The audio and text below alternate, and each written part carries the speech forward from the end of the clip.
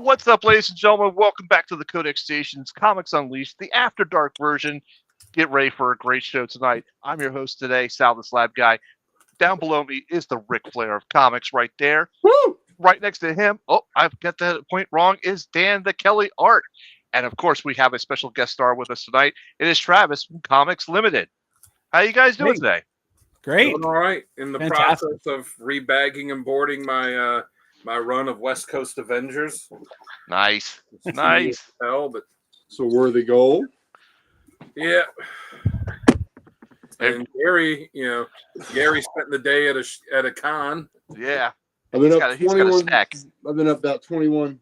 Well, not really 21 straight hours because I just got an hour nap. So I'm on fumes, man. Do you have a secret code word for us for your showcase? Or Tired? not yet? Tired? Mausoleum of Darkness. Oh gosh. Okay. I gotta think on that one. Yeah. We'll have to guess the title on that, Travis. So that's your hint. That is your hint. Mausoleum of Darkness.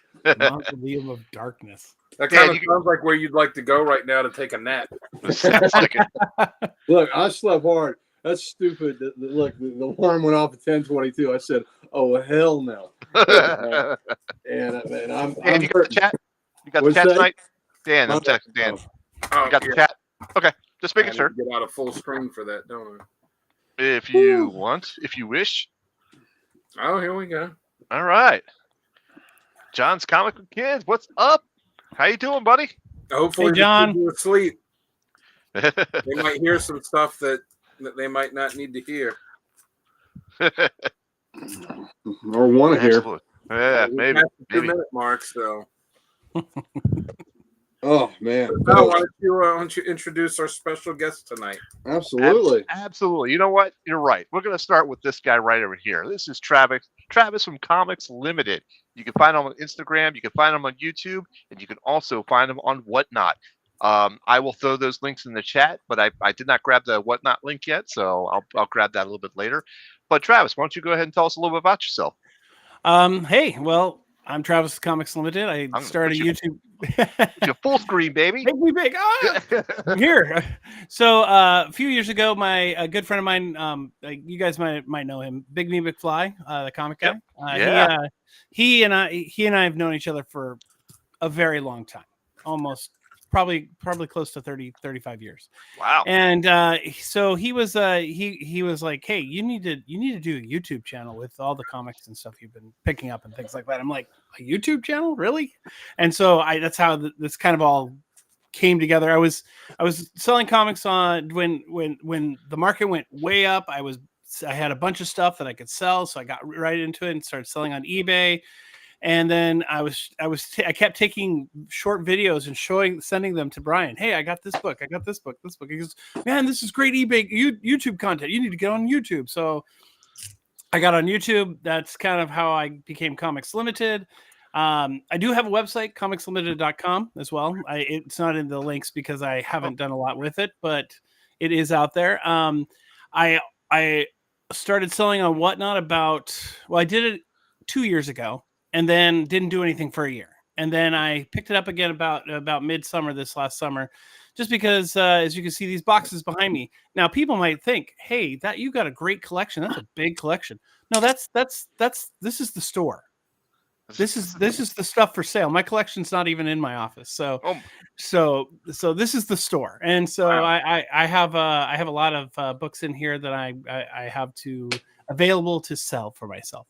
And so but I kind of it kind of became a big thing for a while. And then I've been reading comics since I was 11 years old. I think I got my very first comic that I got from a grandparent was an Iron Man comic. Iron Man I want to say 126 or 127, something around that time, around that era. You And still then- have it. I have a copy of it. Okay. I don't have that one because I being with Brian with Big B. If you know him, he's owned a couple comic shops. We bought and sold and traded comics all the way through all over the last 35 years back and forth. So, I would have something. One of the very first comics I ever traded with him was X-Men 175 because I'd never read it. And my first spinner rack comic was X-Men 210. That's the one where they're all on the cover right after the fall of the Mutant Massacre. Mhm. And so that was the first spinner rack comic I ever bought. Second one was DP7, and the third one was X Factor 14, the cover where Master Mold has Cyclops in his hand and he's shooting him with the optic blast, and it's a Walter Simonson blue pink cover that's just going crazy. Anyway, so that's a little bit of my comic book history. I've always been an X-Men fan, as you'll see tonight as I go through the books that I'll talk about. Nice. And then one of my pickups I got to do this week because so I work for my local LCS. I manage their website. So if you ever go on iLikeComicsShop.com and check that out, that website I'm co-original designer and now manage that site. And for tonight's show, because it is my LCS and we're going to be talking about new comics, I wanted to this is a pin that's from the shop. Nice. Nice. So I put it on my hat for a opportunity to shout him out. Chris is a good friend of mine. In fact, the shop was started with, he bought the shop from Brian when Brian sold the shop. So, and that was, there's a little bit of more in between to that, but you guys don't need to know that story. And so I work for Chris in the shop, and then he was like, "Hey, we're trying to get a new website." And I have a lot of tech background. I've been doing that for 25 years. So that's my story, and I'm sticking to it. I also sell on Whatnot, and I have a couple shows. So if you look me up on Whatnot, Travvic1138 on Whatnot is my handle on Whatnot. Okay. And I mean, I do really inexpensive sales. And they're not necessarily cheap books, but they're definitely inexpensive sales. Yep. And then also I have an eBay store too that's hopping. It's got about 50 books right now, and it's going. So Nice. those are all the places you can find me. Nice. Awesome. I actually did watch your I was watching your Comics with Coffee or Coffee with Comics. Yep. On Whatnot the last Thursday, I think. Yeah. So that is awesome. Let's go ahead and get back to real here. quick, just want to say hi to everyone in the Crap. chat. Hello to the Booge, the Talking Geek, and Pam, and Yes. Unhinged. So Unhinged says listen while I'm drawing. So what are you drawing? Let us know. Yeah. Ooh. Tell us. All right, so let's go ahead and get some other business out of the way. My name's Sal the Slab Guy. You can always find me on YouTube under Sal's Comic Corner or Instagram as the Slab Guy 77. Dan, why don't you tell everybody where they can find you at? And then introduce that guy next to you. What's up, Adam? Thank you. You can find me on Instagram at Dan Kelly Art. Yep. You always know, post a few times a week. I just got some sketch covers that were commissioned that I finished up that I'll be posting soon. Dan Kelly Art right here, people. There you Dan go. Kelly Art. So There you go. What's up? I got some Dan Kelly art to show in my stuff, so It's I'll that show it pretty later. yellow label and everything. Dan Kelly, one of a kind. I'm the only one that has this book right here because that man right there made it for me. Yes. So go check it out. I'm probably gonna post something, I guess, on Monday, just saying like, hey, everything. You want to buy some Christmas gifts for some friends, some family, give them some original artwork. So I'll say all the prints I have, $10. All the original art that's already done, $20. Most of the sketch covers are spoken for, but there is a few that I've posted up there that are not. So I'll let those go for $20 too, plus shipping for all the stuff too. I'll throw a sketch card and a sticker and stuff in each thing too. So lowering the prices, get some money for me for Christmas, and get some Christmas gifts for you to give your loved ones or not so loved ones. I don't care. Just buy my stuff. Dan, you can't sell those sketch covers for that cheap, man. They're too good. You need to sell them for more. Well, they're normally priced for more. This is just a Christmas Okay. sale. So All right. Okay. have your money become my money that I can then turn into comic books that I will show off here. So really think of it this way. You will be helping me create content for the For state. you. You Yeah. can't go wrong there. You want to talk about content, great content that we get. No one gives it better to us than this guy right here. The diamond ring wearing, Rolex wearing, limousine riding, wheeling dealing, styling and profiling, son of a gun. He spends more money in comics in a week than you make in a year. It's the Ric Flair of comics, the Woo! master, the curator of the library of comics. That's Uncle Gary. Thank you. Right there. Thank you for that. You know, with what I just bought tonight, I think we jumped from 60,000 to 61,000 books. So we are, I saw. Are you going to show all those off tonight? hell, I don't know. Let's see if I get that far in the show. I was up at 5 this morning, just caught a quick hour nap after a ride, 3-hour ride each way to Lehigh, Pennsylvania. My good buddy Damian Hill from Warthog Comics. Go see him online. He is all the fellas here. Dan and Sal know him, have bought books from him. He is my personal comic dealer. So we had a good time with the Lehigh. Did Damien? Did he do well today? Did Damien do well? Within a half hour, he sold a book for $7,000. So wow. I'd say that made the drive worth it. Yeah. 7,200 cash. Cash Oh money. wow, what was it? It was a 9.2 little book, Hulk 181 or something, you know. Oh wow. Oh wow. 9.2. Wow, so Jesus, he sold the second appearance of Wolverine for that much. He sold the first full appearance of Wolverine, is what he said. Yeah, that is the second appearance, though. The first appearance just doesn't make that much money, but Yeah. he sold that. So anyway, it was a good day. I'm running on fumes, so if I nod off during the segment, I apologize, fellas. But right. if you want to see me, you come see me at Comic Logic, baby. We are Loudoun County, Virginia's only comic book store. You can see us. You can see me, Mighty Mike Harbor, Rob Kalin, our principal owner. If you come in on Wednesdays at 11, we will be there to meet you, to greet you. We're getting our 4-color ink. We're getting it pumped in these veins. And I've told you before, baby, reading comic books makes you strong. Because you start out, you're just lifting a book. Then the next thing you know, you're lifting a stack. Then you're lifting short boxes. You're lifting long boxes. Next thing you know, you are jacked and you are packed. Comic books make you strong, baby. Also do some push-ups. Yeah. Don't forget those. Don't forget those. So, you know, you be like me. 3 days a week, I do 420 push-ups in a half an hour. You can do it too. So that and reading comics make you very strong. And I'm an old man. I'm 60. So if I can do it, you can do it. What's up, Tim? Damn. Glad to see you here. Hey, Good to see you online, buddy. absolutely. And also we want to give some love to the Comic Character of the Day site. And usually I'll post the cover of the day on that site. Archduke Kevy founded that site. I have no idea who the character of the day is. I have been in transit all day, in transit and wheeling and dealing all day. So I don't know. Usually I will post the cover of the day. Dan always posts a great random panel of the day that is usually some of the greatest out of context comic art you have ever seen in your life. Yep. And also he posts a great question of the day.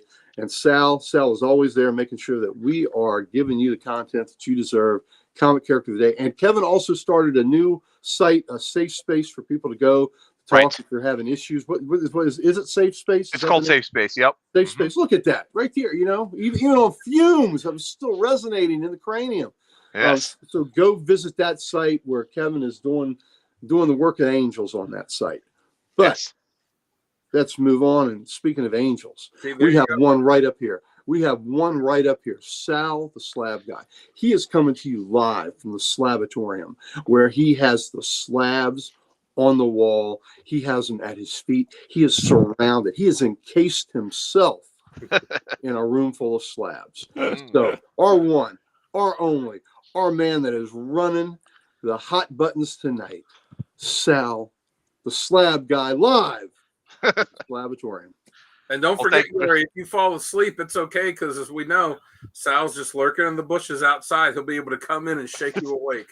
Well, look, Sal doesn't fall for that anymore.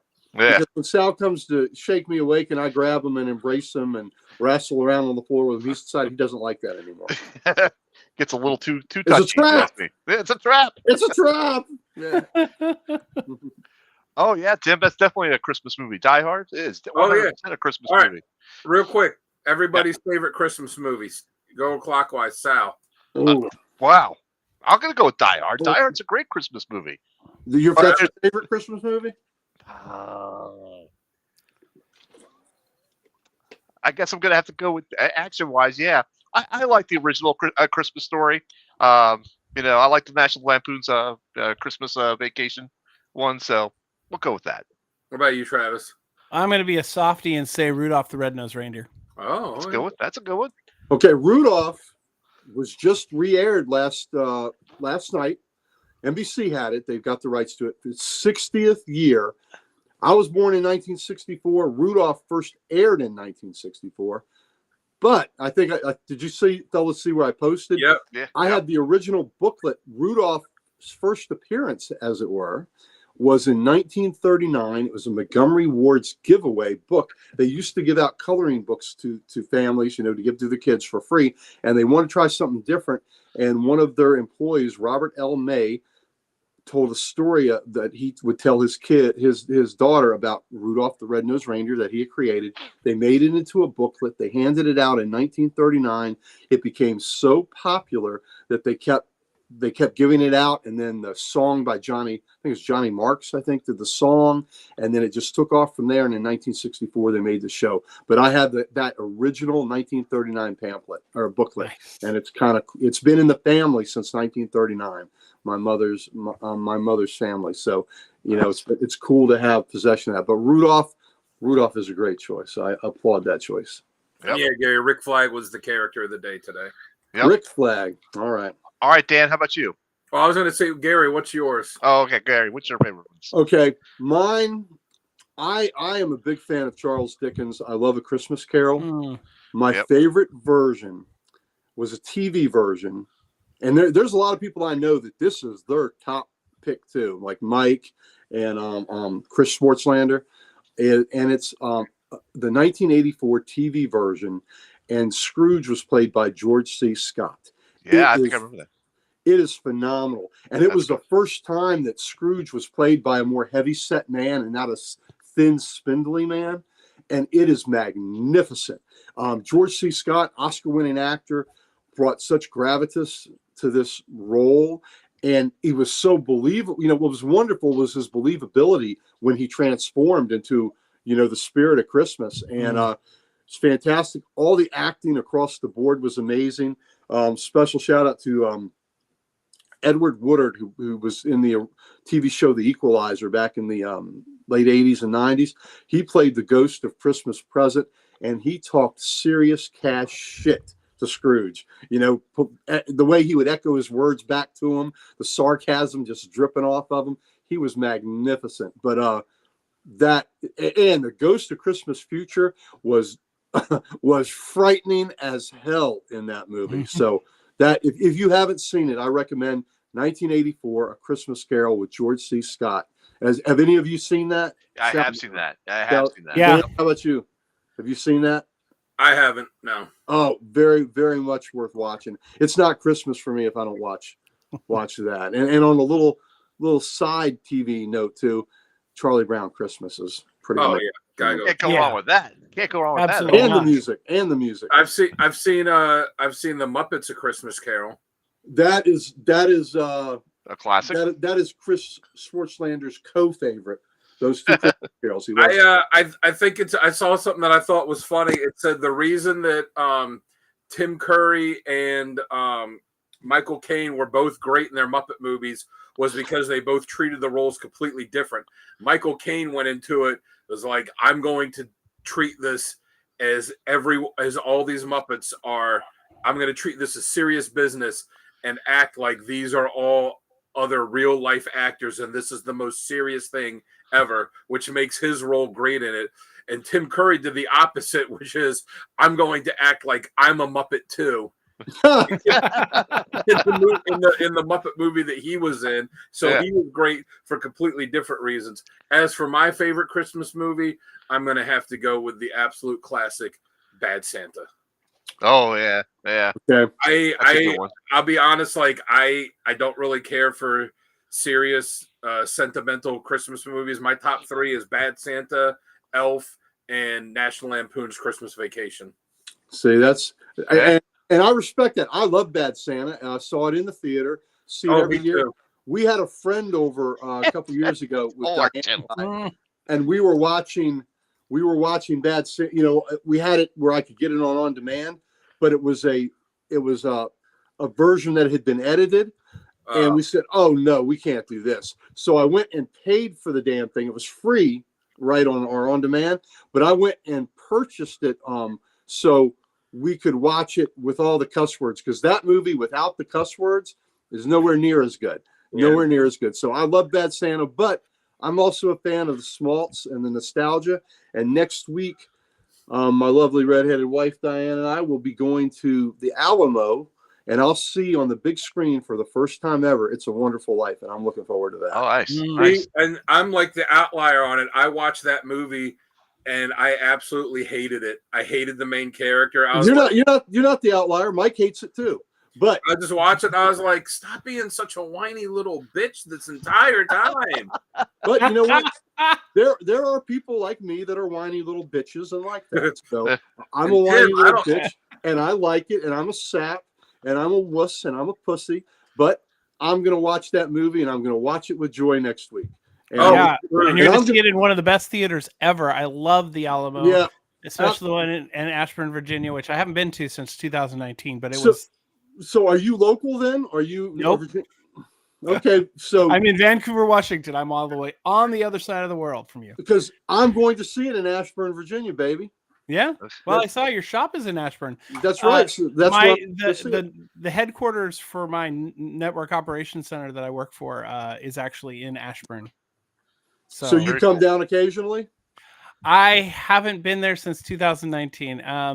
There's not really a travel budget for us right now. So Okay. Well, if you get down in this area, you make sure you reach out to us. We'd love to see you in Oh, person. oh, absolutely, absolutely. These fellas are in Maryland, so they're not too far away either. Right. That's right. That's right. Hey, let's not forget the classic Bill Murray Scrooge movie. I love that one. Oh, That was yeah, that's great. why I said Scrooged was. you Yeah. know. And we can't forget the, since we were talking Star Wars earlier, we can't forget the classic Star Wars Christmas special. Oh, I was trying to forget Is that. that Christmas or is that? I thought that was Life Day. We call it. Santa Claus knockers the mark. Tim, why do you? I feel like you told me at one point, Tim, why you don't like Elf, but why do you not like Elf? That's such a great movie. I don't know. Look, I have a wide berth of Santa things. Now, Dan, you like the Charlie Brown Christmas special? I do. I love Charlie Brown. I love all the Charlie. You're Brown. letting your sap, you're letting your little schmaltzy side show on that. Now that's not an edgy So, piece of Pam Christmas. Pam made a reference to Heat Miser. That was from the Island of Misfit Toys. Was Heat Miser? No, I thought wasn't Heat Miser from Santa Claus is Coming to Town or one of those? Yeah, but I think he was related to that Island of Misfit Toys. I really thought it was. Oh, how He can you hates hate it with a Elf? passion. It's so Oh. good. All right, Tim. There we go, Boosh. There we go. All right, folks. Let's go ahead and kick to the live show. We're done with the pre-show. We're gonna throw on some groovy bass tones, and we'll see you all guys in about 45 seconds. Will Tim All right. get to hear the groovy bass tones? Tim will get to hear the groovy bass tones. Because he won't stay if he doesn't get to hear those. I know it's groovy bass tones time. All right, see you in 45.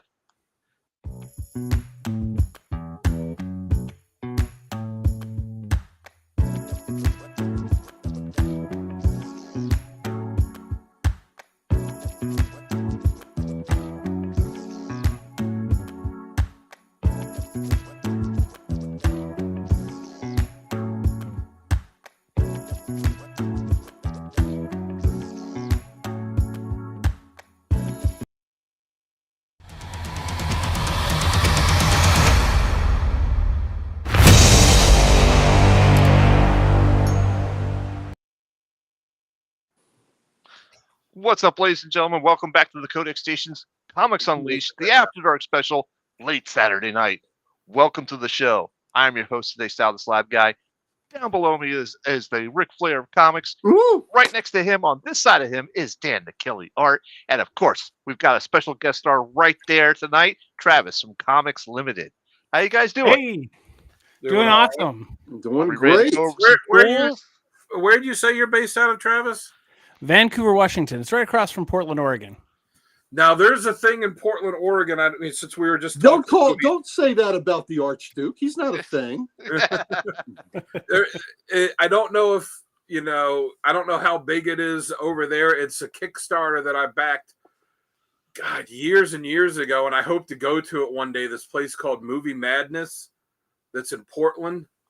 Oh, Movie Madness. It was a video store that's had been around forever and ever and ever. I think they still, I think the Kickstarter was to keep them open, right? Yeah, because I backed it a long time ago because I love video stores and have an affinity for them and wish that we still had them. And that one's got, 900,000 movies, and they've got a theater there too. And I backed it and I got the t-shirt, but I was like, man, I hope I get to go there one day just to go and be like, hey, I helped donate money so that you could keep this open. Yeah, I can't tell you if they're still open or not because I don't go to Portland very often because they're still it's open. Portland. But they're right up the street from Excalibur Comics, one of the largest one of the oldest comic book stores in Portland. All right, very good. Well, They're on the same street, Hawthorne. So Well, Portland and Vancouver, how much distance is between them? well, so there's the Columbia River, Right. and there's a bridge, and the other one side is Vancouver, the other side is basically Portland. Okay. For some reason, I thought that Vancouver was more northernly in the state of Washington. Nope, it's right. It literally you cross the I-5 bridge into And you're Vancouver. right there. Wow. Mhm. So both major highways go straight through Vancouver up to north. There's Vancouver, Canada, right? That's north of us. And Okay, maybe. they like to claim their name early, but they have to go by Vancouver, BC. We just go by Vancouver because we were here first. I mean, we were named first. Captain Vancouver's ship docked at where Vancouver is now. So Those Canadians are Johnny come latelys. yeah, pretty much. All right. So we can go ahead and jump to what we got this week. And Travis, since you're our guest star, you may go first and show us what you got this week. Okay. Well, Show us your stuff. I got Show us a stuff. bunch of Hold on. stuff today. Let's make it big screen. Let's make it big screen. Hang on. There you go. Sounds good. I'm going to go ahead and swap over so I can have my other camera Okay. on the screen so you can see where I'm going to show my books. There you Right go. there. This is if you guys are familiar with any of my YouTube stuff, this is the place that I do all my YouTube videos actually. So I'm gonna start with DC, and I haven't read most of this stuff yet because I'm so I work on my back. I work a week behind, so I can't speak too much of this stuff. Although I did pick up Silent Night special bagged edition. So there's number one. Do you know why it's bagged? No, is it because it's got a bad thing on the cover? No, it's a scratch and sniff cover. Oh, is this the script? Okay, great. Well, that's awesome. I was hoping I was going to get that one. Yeah, So because that's awesome. I was joking around with the guys in the shop when I asked them what it smelled like, and someone was like, I don't know, cinnamon or something. And I went, yeah, it smells like disappointment when you realize you spent $10 on it. It is a fun cover. It's a good cover underneath that. So I will say that. Oh no, we can't hear you right now. Did you mute yourself? Hold on. You're not muted on our end. The bag, I will say, the bag on it that's like the Not yet. wrapping, super cool. Yeah, it does look cool. It I haven't makes heard me- you yet, Travis. You're still mute. He wants privacy when he scratches and sniffs. Yeah, he wants some privacy. Hold on. It makes me wish they actually had wrapping paper like that you could buy. Nothing yet. Here's Chris. There we go. I'm back. There. Okay. You're back. Wow. That was like was crazy. corn. Mr. Well, IT listen. fixes it again. We understand you wanted privacy when you were scratching and sniffing. That's just fine. They don't need to know that. You take your time. Here's issue 2. Yep. I like the cover. It just popped out at me. Plus, I bought all 4 issues last year too, and then gave them away as part of a giveaway during the holiday season last year on stream. That's so cool. they had I think this is the 3rd printing of Absolute Batman #1, and I thought this cover was so fine and sweet. I had to pick it up. Look at those fat wheels. I know, it's so awesome. I mean, but again, it's the whole feeling of Batman. And my daughter's like, "Why is he so jacked?" And I was like, because he reads comics. Because he reads comics. There we go. And then you know what? I have to say, out of all these Absolute titles, Absolute Wonder Woman is my favorite. Me too. It's freaking amazing. Dan doesn't like it, but I was like, I love that book. Yeah. I read issue 2 last week. I already read issue 2, and oh my gosh, I was floored. I love the mythos that they're building in it. I think it's a really interesting mythos, and I think it's pretty cool. I'm about 6 weeks behind in Batman just because, but I am picking up the Chip Zdarsky run of Batman. And I'm going to disagree with the people the haters out there that said they made him a simp and all this all that crap. I didn't think that at all. I felt like Chip Zdarsky finally did something with Batman that no one else was willing to do, which was, hey, we're going to defund Batman and we're going to make it harder for him to do what he has to do. And then we're going to make it light. And what he ended up doing with the whole storyline up to the point that I've read, he brought the family back together. And I thought that was pretty amazing, because that's what was that was the key part of what I felt was the key part of Snyder's run. How you really feel? Was Chris? That's awesome! Yeah. Okay, I agree with you, man. I dig Zdarsky's run. I don't really get the hate for it. I've liked it. The only thing I don't like is that they gave him a damn robot hand. And then they've never mentioned it or done anything with that since. They kind of had it one time where they alluded to him having it, but they've never done anything with that storyline. How do you not acknowledge that? Didn't he get a flesh hand again though? Didn't he get a flesh hand somehow again? I can't remember. Well, might be spoilers for me, because I just got to issue 150 and I'm like, this is 155, so I'm a little bit behind on that one. So I'll have to check that out. Yeah, like you get a nose job, you got a hand job. That is definitely a late night show. Yeah. That's what we're here for, baby. That's why it's after dark. All right, I'm gonna go ahead and pull the DC down, and I'm gonna go move over to Marvel. Now let me ask you this: you're reading Batman. Are you reading Detective Comics as well? I'm not actually. I have to limit myself. I can't buy everything, and it bothers me. But I haven't been reading Detective. Is it good? I'm not putting that up, Chris. Damn.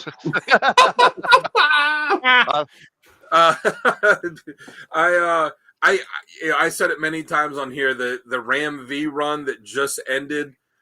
2 issues ago. I hated it. It drug on for so long. But the last 2 issues was 1090, and then the one that came out last week, 1091. That's the new creative team for this DC All In. Absolutely loved the first 2 issues. The writing is great. The artwork is beautiful. The colors are really nice. The story is really cool for the first 2 issues. Loved it. Loved the new run on Detective. Cool, sweet. I'll have to check it out. I'll probably read it digitally though. Yeah, that's fine. Yeah, you're right about that, Boosh. People want something different, and then they complain when it's different. That's true. That's not what I meant. Not that kind of different. All right. This is an interesting, controversial storyline. I don't know why. I was talking to someone about it the other day. They're talking about with this gold adamantium is taking over everything, and they were frustrated with it, right? And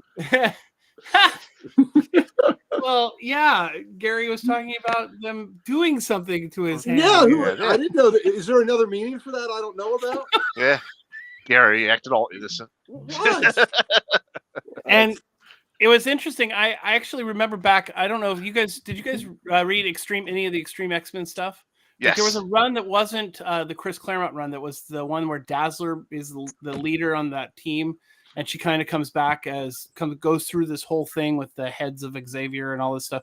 Anyway, the character who plays the Wolverine character in the storyline had these gold claws that are, you see in the book, and I think this is related, and that's just something I was picking up on my thoughts, just thinking about it. I'm thinking that this is kind of the same stuff, the adamantia. Anyway, Yeah.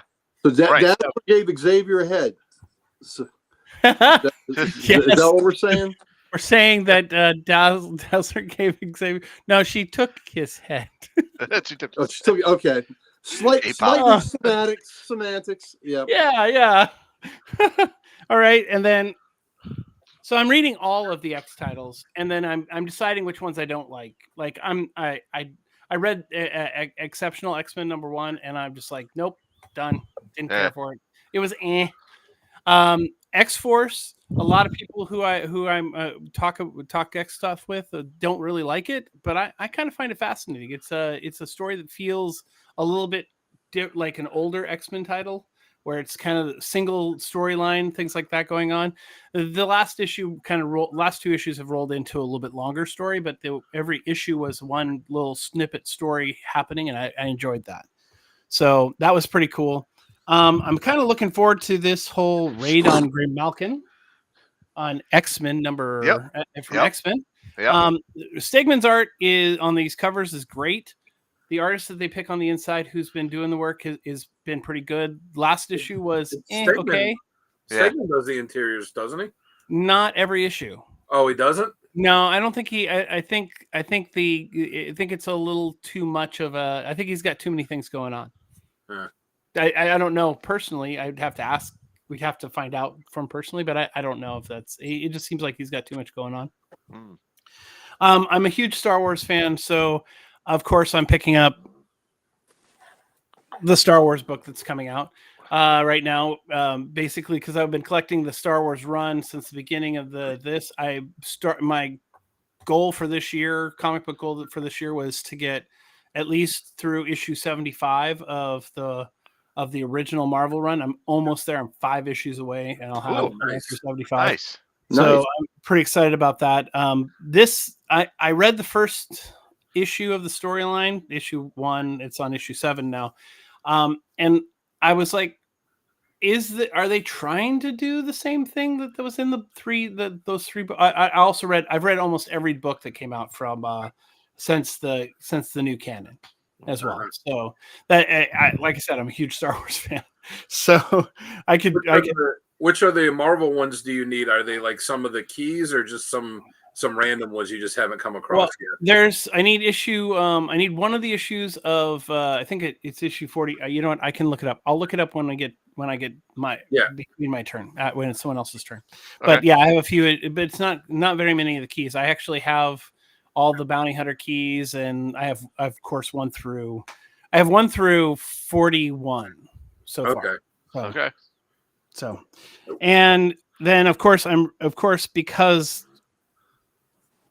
I love Jonathan Hickman and him creating the new Ultimates universe and the Ultimates man.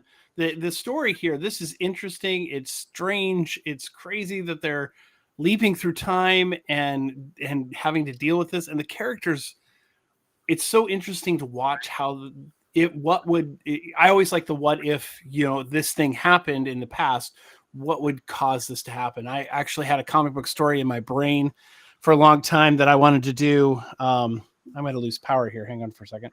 Uh-oh. My phone is just told me you didn't plug me in. Now it's happy. Anyway, so I wrote a story, had a story kind of written where during the Kennedy assassination, instead of Kennedy getting shot, his wife was shot, and so he changed the government's apparatus and went deep into security, deep into business and compute and all this stuff, and changed the world so that, like, if you think about computers being what they are today, imagine what they are today back in the 1970s. Yeah.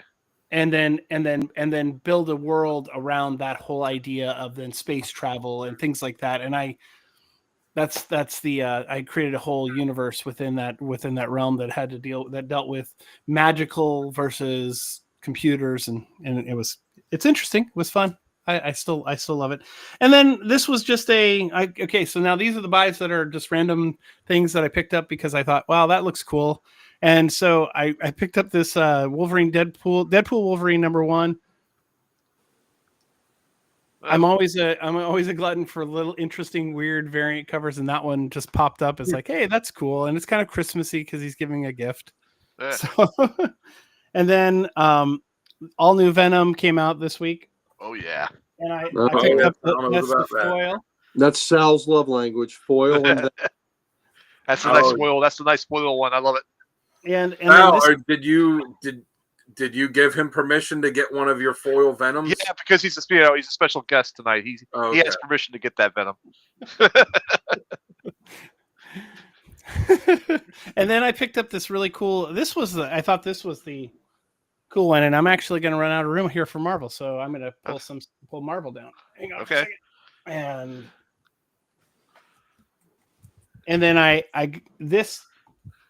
a sucker for any kind of really cool anything that's mixed between games and anyway. So this Capcom cover just spoke to me, and I had to pick it up.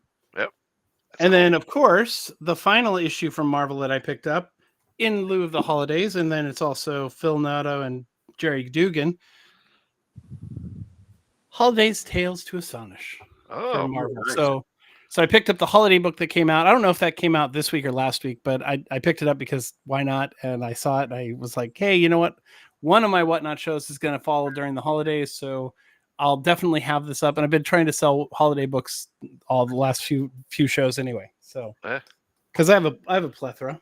And then so I've still got more here. That's all good. yeah. Keep going. Keep All going. right, so here's the independent books I picked up. I picked up the Top Cow Holiday Special. Interesting. It was an interesting cover. It's Silvestri, so it was like That really was go a wrong. 90s cover, throwback Yeah. cover. Mhm. totally. I mean, and then on top of it, all the characters too. Like you Yeah. know, you've got Witchblade, the Darkness, and then isn't that what's the gal? I can't think of her name. I was just looking at a comic of hers just recently too. My father-in-law was like, hey, by the way, my father-in-law, I have to say, Walter, I would shout him out real quick. He got me back into comics hardcore a few years ago. And that was and he's kind of the guy who encouraged me to get into the selling stuff. So hey, K-pop. Isn't it Aphrodite 9? Something Yeah, like that? yeah, it's Aphrodite 9, exactly. Yeah, Right, that's yeah. what that is. So yeah, and then I'm a sucker for these local comic book company around here picked up EC's mantle, and then they've been putting out these books. The Cruel Universe. I love this title. I read the first one. I have the other ones. It's interesting horror space. The horror book is great too. I'm happy that they're doing new stuff. And it's not Boom who picked it up. It's Oni Press. Oni picked it up. And another kind of talk. So I like comics. Chris, the owner there, has a really strong relationship with Oni to the point that when Oni was getting rid of their warehouses, he bought their warehouses. And Wow. so Okay. and so if you need stuff, looking for Oni stuff, he's the guy you want to talk to. He's basically taken all their fulfillment because they got rid of the fulfillment department in their other operation. Wow. All right. So I'm also a huge Conan fan, and I was going to do a Conan run this year, but I decided that was too far. That was a bridge too far. But so I'm reading the new Conan stuff, and I love it. And here is the new Blackstone, Battle of the Blackstone, which is an amazing book. The amazing Great cover. Yeah. I know. I mean, they have yet to have a bad cover for the new Conan stuff. I think the family was right when they decided to pull it from Marvel and go their own route and go to Titan. I think that was a smart move on their part because it gave them a lot more control again. And I think it was good instead of them saying Marvel going, hey, we're putting Conan in this title. Hey, we're going to put Conan in this title. They were like, yeah, no, I don't think so. Remind me after the show, I'll run up, I'm in the basement now. I'll run upstairs. I'll get the Conan sketch cover I just finished and show you. Oh, nice, sweet, definitely. Yeah, remind me also to talk about the fact that I do sketch covers too. Oh, All nice. right. And I'm an artist, and I was just on an art stream with K-pop just a couple days ago. In fact, last week with Bigby, he and I do a lot of art together. So Nice. That's so, awesome. and I wish I could show you the cover. Actually, I could. I have a pretty good image of it. I can show you the cover I just finished as well for as a Christmas gift. So Absolutely. I'd love to here see that. here is what's the furthest place from here? Matt Rosenberg. I love his writing. I didn't know who he was until I read the Rise of the Phoenix story that he did for Marvel, and I felt like he dealt with the character of Jean Grey in such a way that I felt like it really was it was so tasteful and so capturing of the essence of the character that I fell in love with his writing. And so everything else he's done, I mean, DC versus vampires, all these other things that you see him out there just doing as kind of the background writer. This is one of his own books, and this book is fantastic. So if you need an interesting post-apocalyptic world with aliens and only children alive, this is the book. Okay. So, and then I'm a huge Thundercats fan from way back when I was a kid or a teenager, actually, and so I'm picking up all the Thundercats. Yep. And Thundercats 1 Apex came out this week. So Last week, and it was it this past week? it was this Yes, week. It was this Apex. week. Last week was issue 10. Yes. So this one had the most variants this week at 29. Jeez. Yeah, Dynamite's really, that's the one thing I'm not overly, I like, Dynamite, you're killing me here. I can't go and buy 29 different covers for a comic. I know. And so this next book is the last book I picked up of new books. So this one I'm going to show you but I picked it up. It's from last week. It's Superman 20. It is by far the coolest cover I think I've seen in a really long time. That's not, like the hot girly cover. It's just fantastic. It's I love this type of cover, and I'm glad I was able to get it. Oh, that's pretty cool. Oh yeah, that's cool. It's the 1 in 25 for Superman 20, and the cover, the regular cover is okay. I mean, it's not terrible, but man, this cover just pops. I was like, wow, I saw that on the wall of variants that he had, and I was like, oh, I can't not get that. So, I'm like, Chris, you got to take this one off of eBay. I'm getting it, and he's like, okay. So Nice.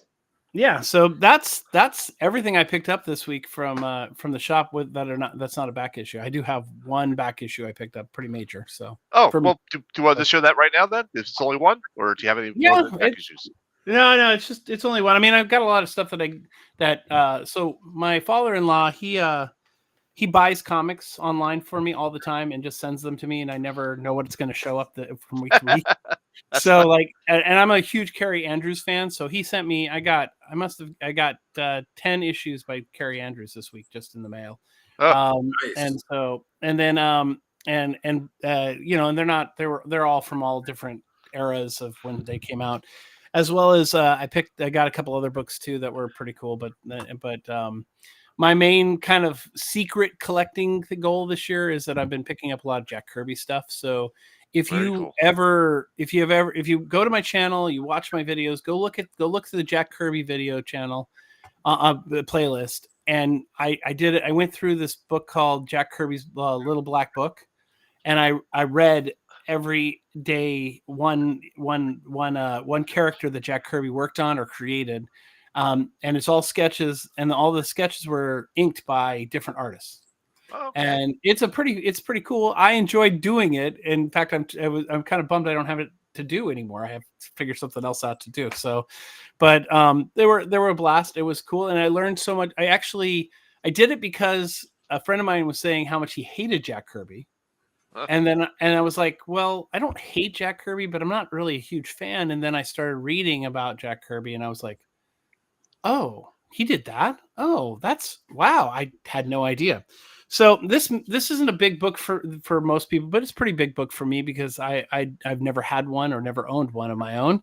Right. I picked up Wolverine #1 Oh yeah. Nice. in an 8. It's an 8.5, and I'm for me, if I get something graded that's not a sketch cover by a prominent artist who did it for me, if I get something graded, I'm going to sell it. So this is my PC book. This is the one I'm probably going to read and have my hands on. But that's why I like to have them in at least a very fine condition, because then at least I know I'm not going to ruin it by reading it. So Right. and so and so this was my back issue pickup this week. So I had some other That's a stuff, great but I had to ship it off as a part of the gift that I sent. So Okay. so No, that's a but great that's book. it. That's a great. That's it. That's some Mhm. great stuff there. Hey, some great stuff, man. Thank you for sharing that. Yeah, absolutely. Dan, why don't you go ahead and go next? All right. A lot of the books he got, I also picked up. So I'll start with DC. Also got the new Batman 155. There's only of all these, I haven't read anything. There's one book that I got that I've read so far, because I've been doing a lot of reading for Character of the Week coming up this week. But Yes. yeah, this one, like I said, I've dug Zdarsky's run on it. And I didn't get people complaining about it. I've liked it the whole time. Shazam 18. Yep. It's just a fun book. It's a fun, not overly serious or overly dark superhero book. JSA 2, as I said before, I know Gary too. Love the JSA, one of my favorites growing up. So happy that they are starring in a monthly book again. I hope that it lasts. That's it. It's been a while since they've been in a monthly book. Yeah. With all the delays of the last one. Yeah, because that was a 12-issue maxi series, and then it wasn't monthly because, like you said, because of the delays. And then, before that, they just, New 52 was just like, oh, we're just going to ignore and all these great characters and act like they don't exist. I don't get that, but me neither. So that's it for DC for me. For indies, I got 2 indie books. I got Nightclub number 2, issue 4. Yeah, hell yeah, Booge. Yeah. Yeah, Chris. I mean, that's the first superhero team. That's the one that started all for superhero teams. Damn right. Nice. But yeah, this series has been fun. I really like the first miniseries. Digging this one too. I like most of the stuff Millar puts out in this Mark Millar verse. I like. And then the final issue of this miniseries, issue 4 of The Rocketeer, breaks free. So anxious to sit down and read this. I've enjoyed it so far, and see what the next one is. Hopefully, there's another one that'll be coming out soon. On to the Marvel stuff. I also got X-Men 8. I haven't been reading this. I've been reading Uncanny. I picked up the first issue of this, and I thought it was okay. I like Stegman's art, but on this one, I didn't think it was great. I thought he made Cyclops look like a teenager. I don't like the way that he draws. I don't like the way he draws Beast. I don't like some of the costume redesigns, like for Cyclops and Juggernaut. So I only picked up the first issue, and which is why I didn't know that he wasn't doing the interiors of them all. But I picked this up because they're doing the crossover with Uncanny. So it's this one, and then Uncanny's part 2, and then back to this for part 3, and then back to Uncanny for part 4. So I figured I'd pick those up so I'd get the whole story. Avengers Assemble number 4. Nice. Been enjoying this. Got Wonder Man on the cover. That's right. Nice. He's been pretty good in it so far. So, he's still a pacifist, but that pacifist put the people's elbow to somebody's jaw, though. I was gonna say he's a pacifist, but they're leaning, they're slowly working him back towards the character that he should be. I also got Wolverine 4. Been digging this so far. Yeah, the whole thing with the gold medal is kind of cool. And Constrictor, has never been an A-list villain, but I mean, damn, if he hasn't always had a super cool looking costume. That is true. Yeah, Yeah, exactly. great. It's one of those costumes that's simple and yet really awesome. Then the last new book I got this week is also got Ultimates number 7. Okay. So interested to see how they do this, considering that they killed one of the main characters at the end of the last issue. But we also finally got to see Jim Hammond show up, in the last issue after being teased in the free comic book day one. Finally got to see him actually show up and do something. So I was happy about that. So that's it for me. That's all my new stuff. All right. Good post. Yeah. All right, Gary, why don't you go through your new stuff? All right, here we go. All right, I don't have a fancy second camera like Travis has. We have to do this the old school way and pick up a book and put a book down. So I'm not going to do that. So let's go. First, I'm going to do give some love to Tomorrow's and back issue number 156, dealing with a lot of the Marvel graphic novels from Marvel, DC, and First Comics that were in the 80s. So this was a Bernie Wrightson Hulk thing, Hard Knocks, I believe it was called. So it was really good. But it's just a great magazine. If you love your comic history, this is the magazine. Tomorrow's. Nobody does it like they do. So let me give a shout out to Tomorrow's. I love their stuff. They have great magazines. I have a bunch of their comic artist magazines. Yep, right. day. That's a great one. Back issue is great. And then they started a new one called Cryptology, which is really good. So it deals with a lot of the horror books. So it's So I'm glad you're you're giving them some love and buying some of the product too, because it is great comic book history and reference material. I got the Werewolf by Night number 5. My red band edition. Woohoo! They're all red band though, right? There's not a red. Yeah, they're all red. Yeah, band. the Werewolf by Nights, they're all red band. Yeah. Also got the new X-Men. That was the only book I've read so far of the new stuff. Yeah, I've read not a damn thing. I have been busy. It was a good issue. Yeah, X-Force, also getting that. So, what are your thoughts on X-Force? Just real quick, I'd like to hear from a different perspective. I'm liking it. I'm not loving it, but I'm liking it.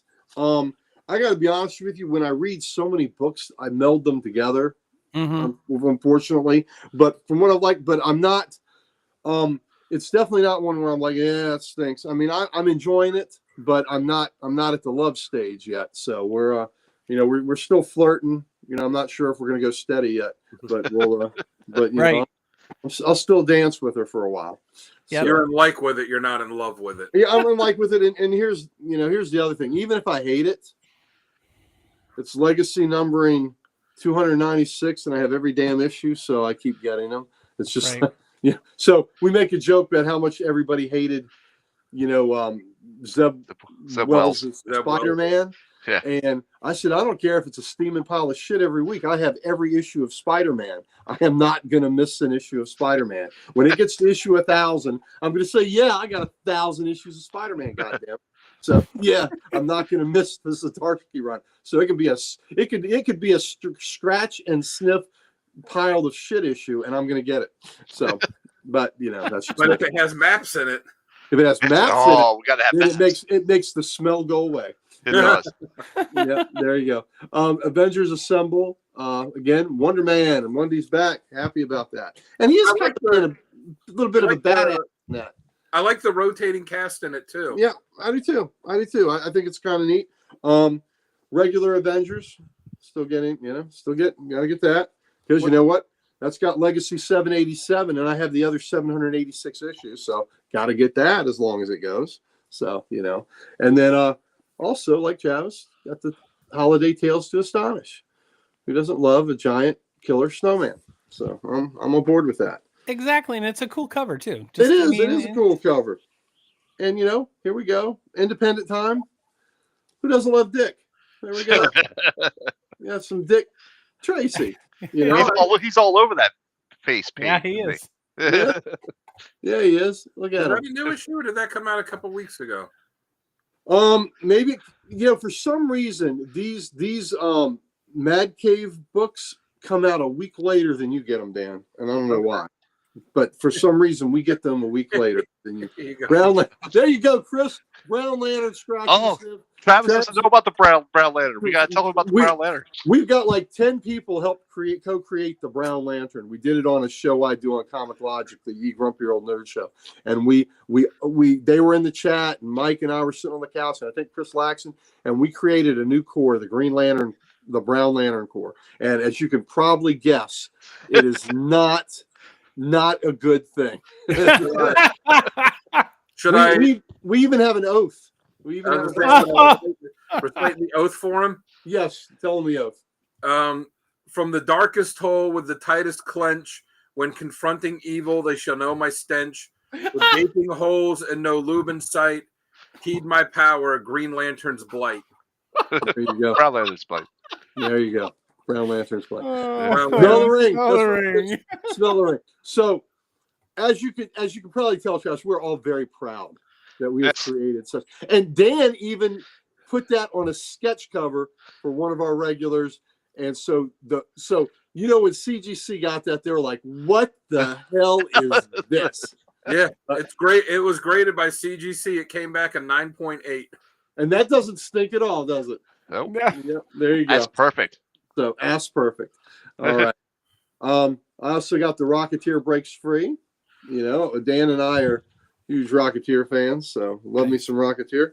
A book I'm really digging, Kosher Mafia. Come on, Jewish Mafia. Look at that. Somebody's got to get cacked right in the entrance to the synagogue. That can't be good. He's gonna give him a new entrance. Yeah. An entrance and an exit. That's right. Like Travis, Turd Ferguson. That's right. Oh man, Norm McDonald. Great. I want some Codex. Yes, you did, Sam. Yes, you did, and you liked it. Got some special Codex Dick delivered to you in the mail. Yes, she did. All right. Also, Cruel Universe, and the book says the Off-World Guide to Growing a Life Partner. You know what? Us guys are so lucky that women can't do this because they would do this instead of us. So grow their own life partner, meld them, mold them, and and without independent thought, if possible. So there you go. So that's the comedian and actor Larry Miller. There was an old stand-up bit that he did where he talked about men and women, and he said for women, he's like, women, if you could read our minds, you would never stop slapping us. Yeah, you got that.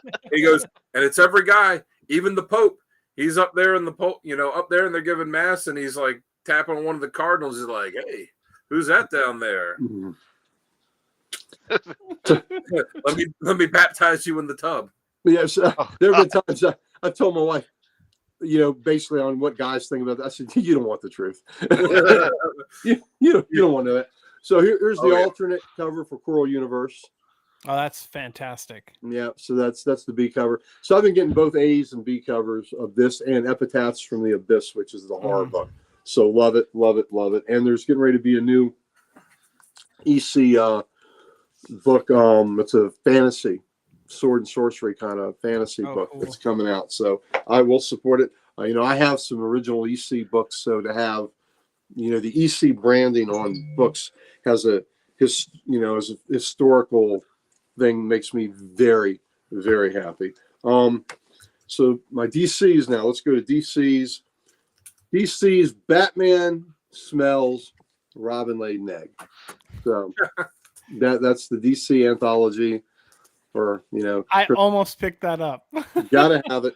And I tell you what. Nice. So that book is a little more expensive than most, $9.99, and they got me for a goddamn second cover because Dead Man and cool. Joker and Bermejo. Oh, that's a good cover. That is great. A good cover. That's a spectacular cover. Look at that. That is fantastic, and kind of reminiscent of that great Joker cover from a year ago or so where the kid dressed as Robin sitting on his lap crying. Oh with yeah. with the real creepy Joker, Joker Santa. Bermejo does such a good Joker. Such a creepy Joker. Yeah. DC Horror with a bat crawling out of Batman's mouth. Oh yeah, me and Sal were looking at that. Yeah. So I look forward to reading that. Because what Sal? What was on the other cover for it? I forgot. I remember seeing that one, and I made the joke about Ozzy Osbourne. Yeah. Yeah, Booge, that is a killer. That's a killer cover, baby. I also got Silent Night like Travis did. Yeah. So yeah, it was Chris. Absolute Superman number 2. So I look forward to reading it. The fellows at the shop love this book. So I read that already. That's a book that I've already read. good. I have that book. I thought that came out last week though. No, that was this week. I mean, Oh, then I forgot one book in my pile. Like, okay. Well, did you like it? Oh, I loved it. It was Nice. Fantastic. This got high reviews from the fellows at the shop. Haven't read it yet, but looking forward to reading some Two-Face. Birds of Prey. Love the colors on that. Yeah, kind of muted, right? I dig it. Action Comics 1078. Nice. All of the House of L. So get me some action. And I guess this coincides nicely with what just got released. Yeah, Etrigan was cool, Boosh. Creature Commandos. Yep. Which Chris has told me, a report from the front lines, he's watched the first 2 episodes and loves Creature Commandos. All right. So all the episodes up, or is it just the first couple? Just 2, I think. Just the first 2. I watched them last night or early this morning because I worked last night, and so Did you enjoy them? I loved them. They were great. Yeah, Chris. I don't have HBO, so I don't. Yeah, Chris said he loved them. I also got the Batman. Was that 155? 155. Yeah. And damn right, I got JSA. Of course.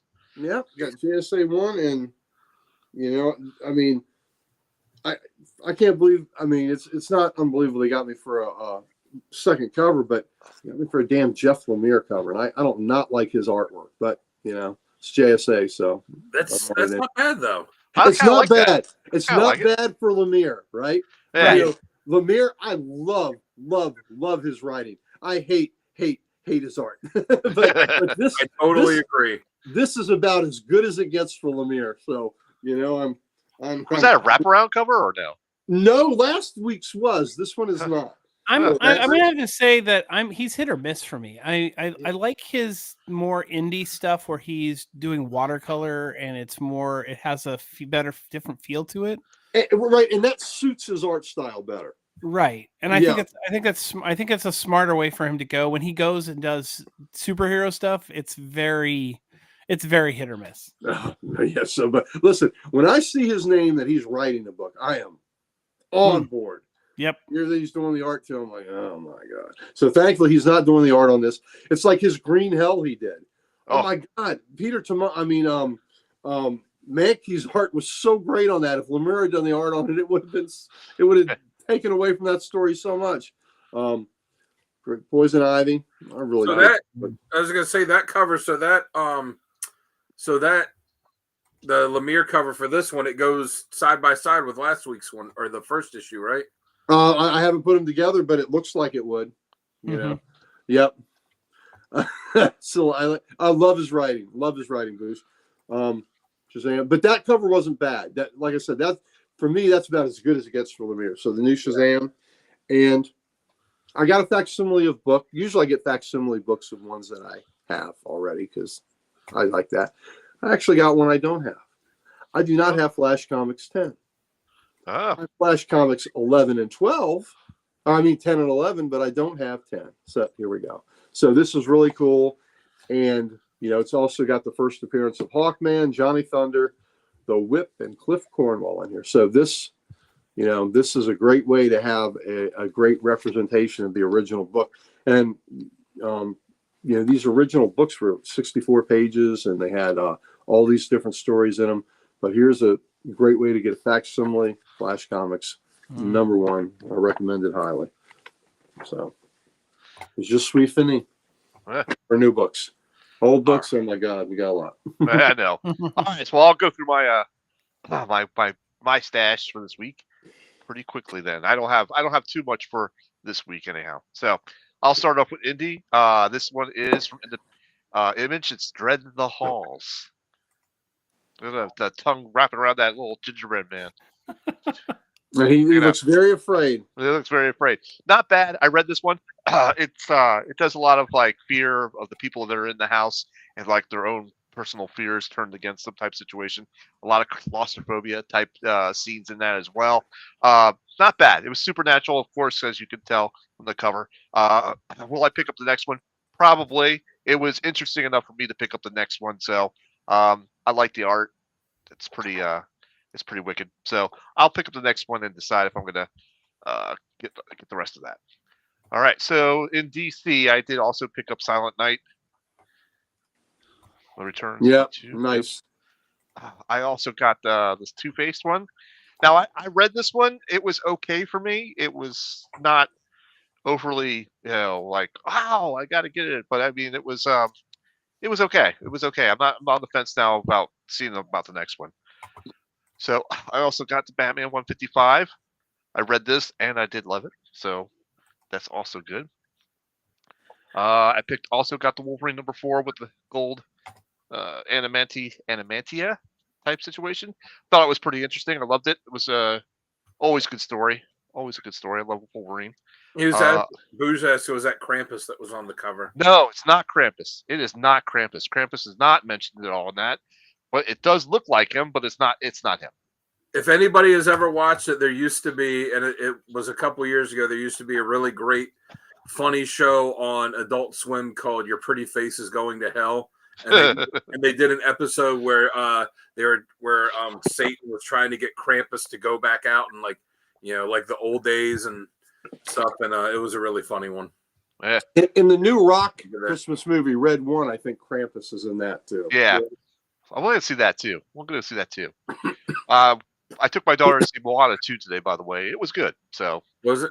Yeah. So if you got children that love Moana, they'll like this one as well. All right. So I got X-Men #8. I did like that, and I have to agree with Dan. The artwork for Beast is horrible. So Cyclops looked like he was a teenager for sure. The artwork is so bad, Beast is going back to the Avengers again. Yeah. I don't like the way he draws Beast's head with like the protruding teeth and yeah. And eyes and The stuff. darkest of the coloring too of them, I didn't like that either. Yeah. It looks like a rough drawing or something to me. I don't know. And like I don't like the big X that's on Juggernaut's helmet. I didn't mind that though. I don't like that either. But there was a line in it that was pretty funny where Cyclops was telling him like I think was it Psylocke or Magic. He's telling someone no killing, and they were like, "You used to be fun," and he goes, "I was never fun." It's like if somebody if somebody ever wrote a line in a comic that was like directly speaking to Jamie, it would be that. Yeah, that's true. All right, so of course, all new Venom #1. Nice. I love that. What are the odds? And of course, I got the foily version as well. Of course you did. How many copies of each one? And so, what you don't know is I also get not only do I go to LCS that Dan and I go to the same one. I actually have an online service from Heroes Corner Comics, and I did order every variant cover to Venom. How many were there? 16. Oh, ouch. 16. And how many copies of each one did you get? Just one copy of each one. But you already bought those, so does that mean you have multiple copies of those? So I'll have 2 of these because I bought them at the LCS. Because the joke is that he was doing an unboxing once a while ago, and he showed off these Venom books, and he showed off like 5 of the same cover for one issue of Venom, and then like multiple copies of. He got like all the variants for it, but then he showed off like, oh, this cover. It's like if I showed this off, and then I showed it off, and this, and this, and this, and was doing that, and then throughout it. And I watched the video and counted up that like this one issue of Venom he had like 19 copies of.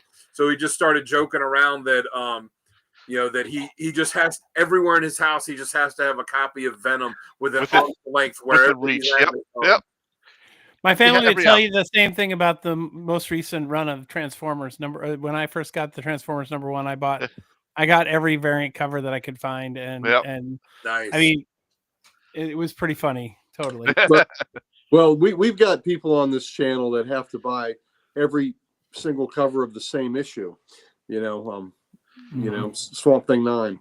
Yep. How many are you up to now? I think I'm, Yeah. at, think I'm at 13. 13. If you guys have ever met or heard of Dan's X-Men comics, we make fun of him for doing the same thing. He buys every, it's every Claremont in the Claremont Byrne run. Yeah. He's got every one of those, Nice. well as the Mark Jewelers and the Canadian price variant or the UK price variant or Yeah. I even picked up it was a Spanish version of the Venom cover as well. It was a foily cover. It was a Spanish one, so I picked that one up as well. My uncle, when he was alive, was friends with this guy who has the world's biggest memorabilia collection. The world's biggest memorabilia collection for lost that part. for the band The Clash, which is also a personal favorite of mine. And he said that, like, not only obviously does he have all the original pressings of the albums, but whenever somebody would be going on vacation to a different country, he would give them money to buy the pressings of the albums on, for whatever that country had. So we would just have like, oh yeah, the first album, here's the American pressing and the British one and the Canadian one and the Brazilian one and the the one from Greece and the one from Japan. Nice. Yeah, that's Nice. awesome. All Yeah, right. Sorry, go ahead. No, I was going to say that is definitely a way of certain ways collectors feel about certain things. I mean, I would feel the same way. I used to feel the same way about. There you go. Not from me, from Dan's X-Men comics. Yeah. We follow each other on Instagram too. Mhm. Yeah. All right, cool. So we could go ahead and jump to back issues. Travis showed your one back issue, right?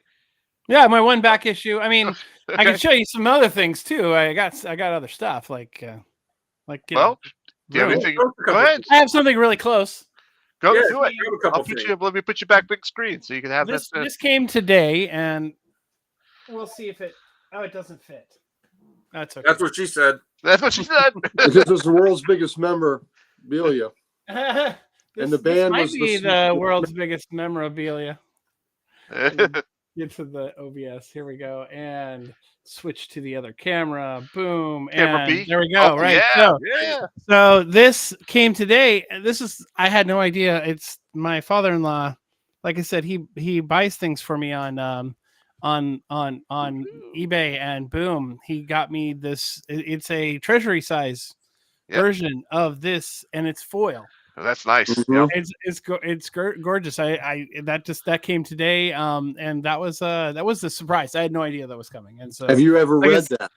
I have never read it, and that's when I saw it, I was like, that looks cool. I might flip through it. So definitely and check it out. So Great Neil Adams art. Neil Adams at his peak.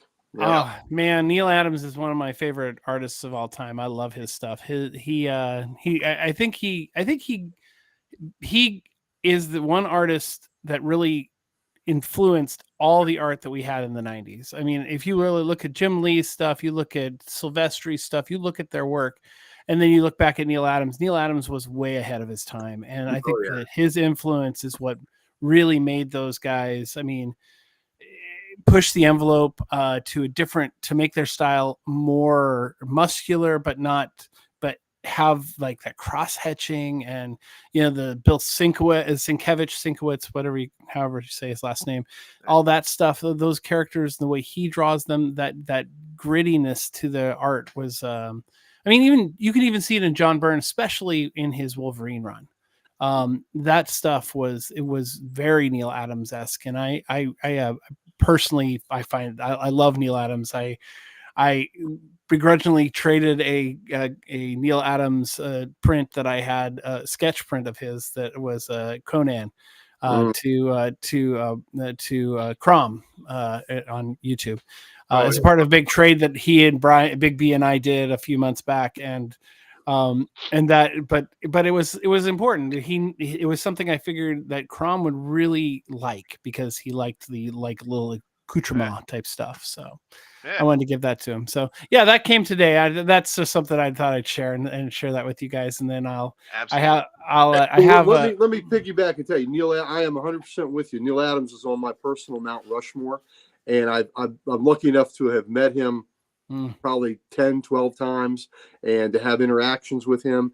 And I'll say this all the time. I always will say this when I get an opportunity to. So these fellas have heard a million times. Yeah. If you're a fan of the modern day Batman, you owe Denny O'Neil and Neil Adams a huge debt of gratitude, because they pulled Batman back into a creature of the night, a fearsome, vigilante that inspired fear in criminals, put him back to his gothic roots coming out of the goofy 60s TV show and the gadgety comics of the 60s. So if you like the Dark Knight, you owe Denny O'Neil and Neil Adams a huge amount of gratitude.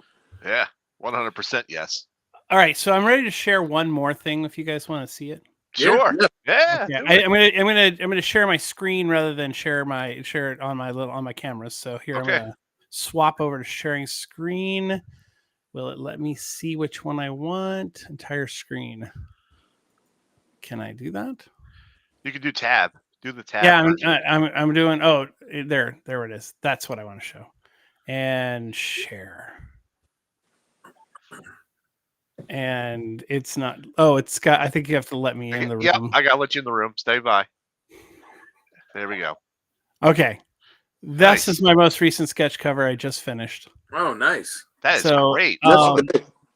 I do everything full color when I put them out as a sketch cover. I never do. I don't do just sketches. So I can't. I don't know why. When I started doing the art stuff with Big B last year, for the Big B's comic book shout out, I couldn't do I couldn't do a sketch piece. I needed to push myself because I hadn't been doing art in a long time, and I felt like I needed to if I didn't do something different and push myself, that it wouldn't be something I would care about. And so this was me pushing myself. I started doing color, and doing full color sketches and things like that, and bought Posca pens and bought other stuff, and now I'm using inks almost religiously. This is inks with colored pencil over the top. So that's great stuff, man.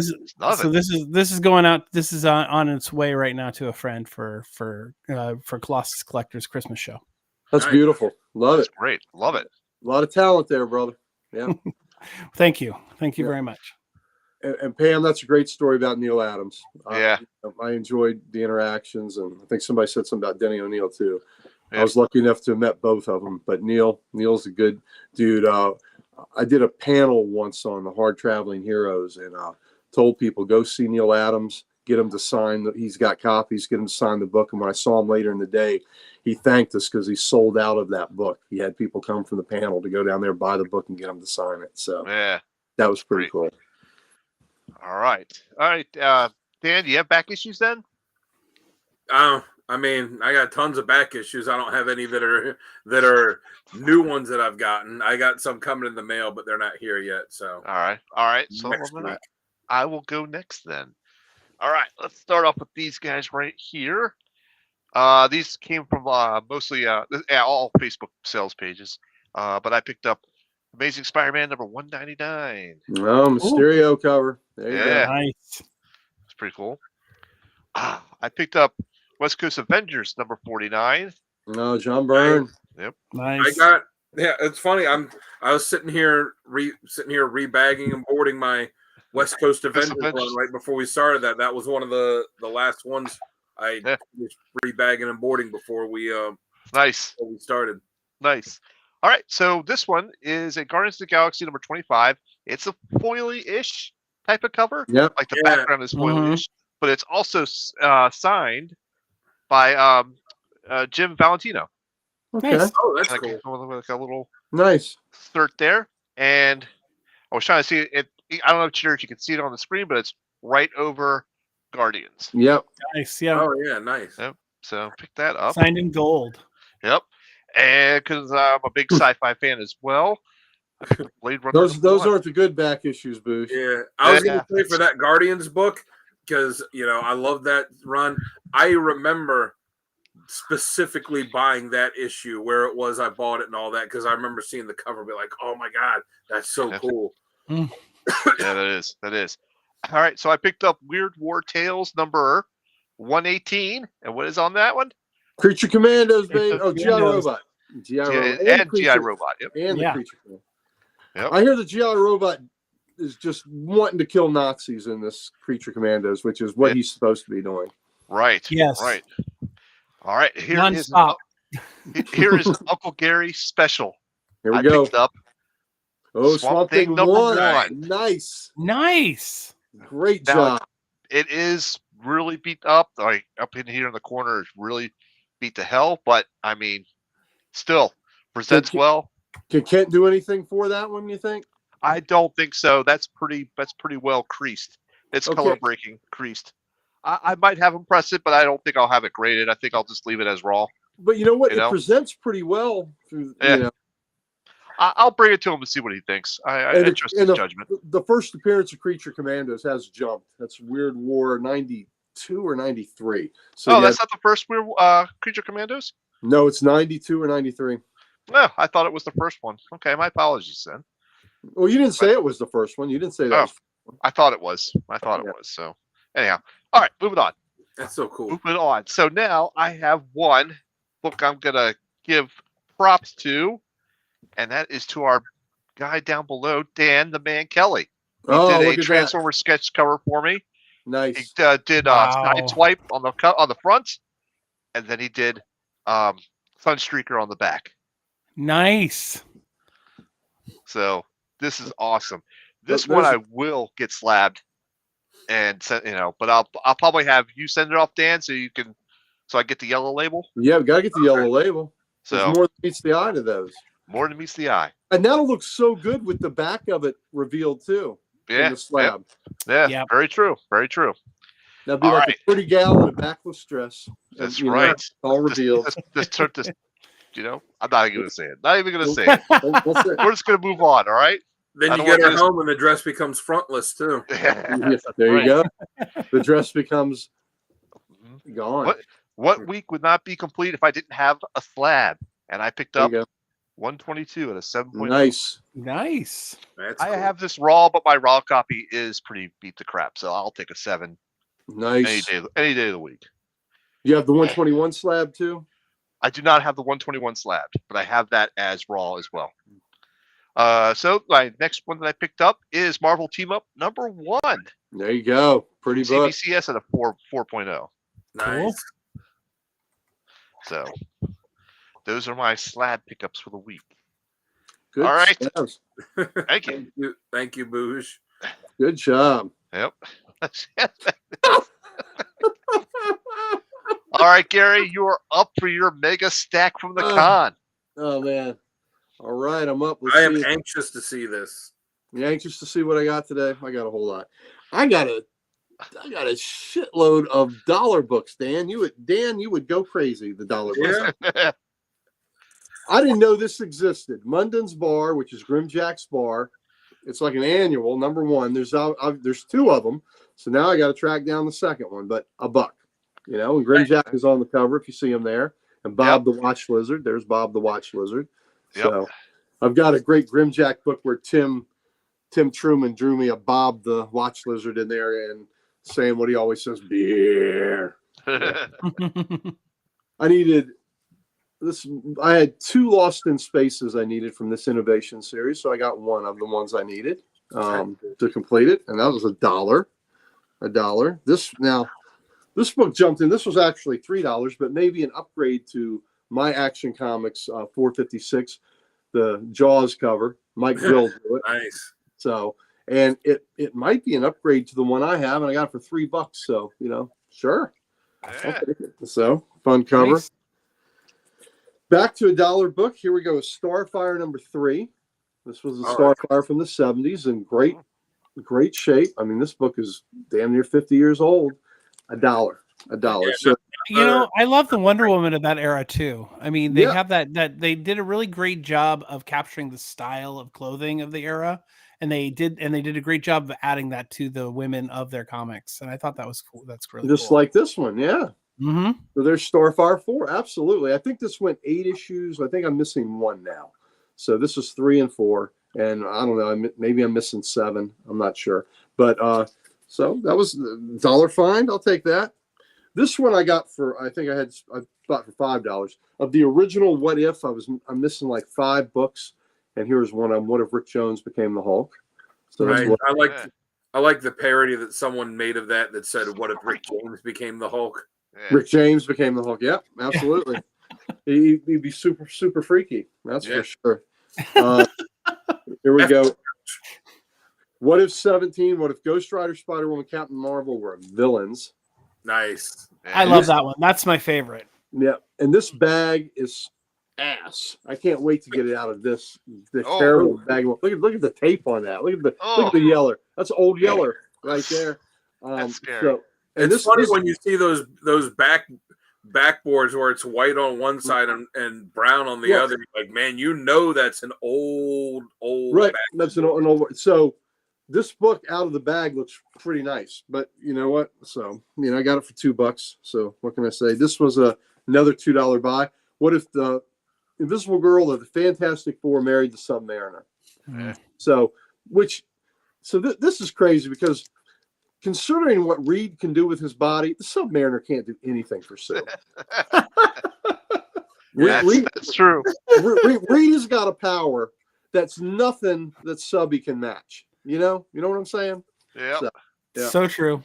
Yeah. Oh no, So I'm the same way. I collect the working on my volume 1, volume 2 for What If. So if I'd been at that show and saw a bunch of $1 and $2 ones, I would have snatched them up too. oh yeah. So I'm just a couple away from finishing. I think I'm 2 away from volume 1 and I'm 2 away from volume 2, which went much longer. Went like 120 or something. So I'm close to that. 114 issues. Good man. There you go. They have like 6 new ones coming out where it's all what if Galactus chose someone different for a herald and to be his herald, and each one is a different character. Like one of them is Rogue, one of them is Gambit, one of them is Spider Gwen. I can't remember who the other 3 are. I bet Galactus has massive memorabilia. Memorabilia. Memorabilia. Can eat whole planets. Oh man. Yes. Oh. Yes, Pam. That's what people did. They used the grocery store vegetable bags. That's right. Pam and I are old school. We go back in the day. We remember that stuff. Hey, at least you bagged them when you were 10. Mine were just in a pile in my room. Yeah, I was bagging them. Tomahawk. This is the Neil Adams cover. Tomahawk 119. Cool. Yep. That's pretty awesome. Bait for a buzzard. There you go. So Tomahawk. So there's a run in Tomahawk around the 119 or so where Neil Adams did about 12 covers, and I think I'm halfway through getting all of them, and then it segued to Joe Kubert covers till the end of the series, and here's one of the Kubert covers. Nice. Yeah, That's pretty cool. Yeah. So again, this is a really good book. The bag's not the greatest. It'll look good. It'll look good in a Gerber bag when I throw it in a Gerber bag. I was gonna say, now that I think about it, I never put books in the vegetable bags, but I do remember buying books that came like that. That's how they were at like flea markets and stuff. But did you put vegetables in the book bags? Well, vegetable lover. Vegetable Lover. Like There Sonny. you go. It's a whole nother book. Travis, if you haven't seen the cover of Vegetable Lover, I can't recommend that enough. Son of Tom. So Tomahawk. So we're dealing with Son of Tomahawk. Here's another great Kubert cover. Look at that. And look, he's no dog, Cherry, or piece of dirt. You can't have him. He's my property. So, dealing with a issue of slavery in a comic book. Yeah. So that's a great cover. Yeah, That's it is. powerful. That's fantastic.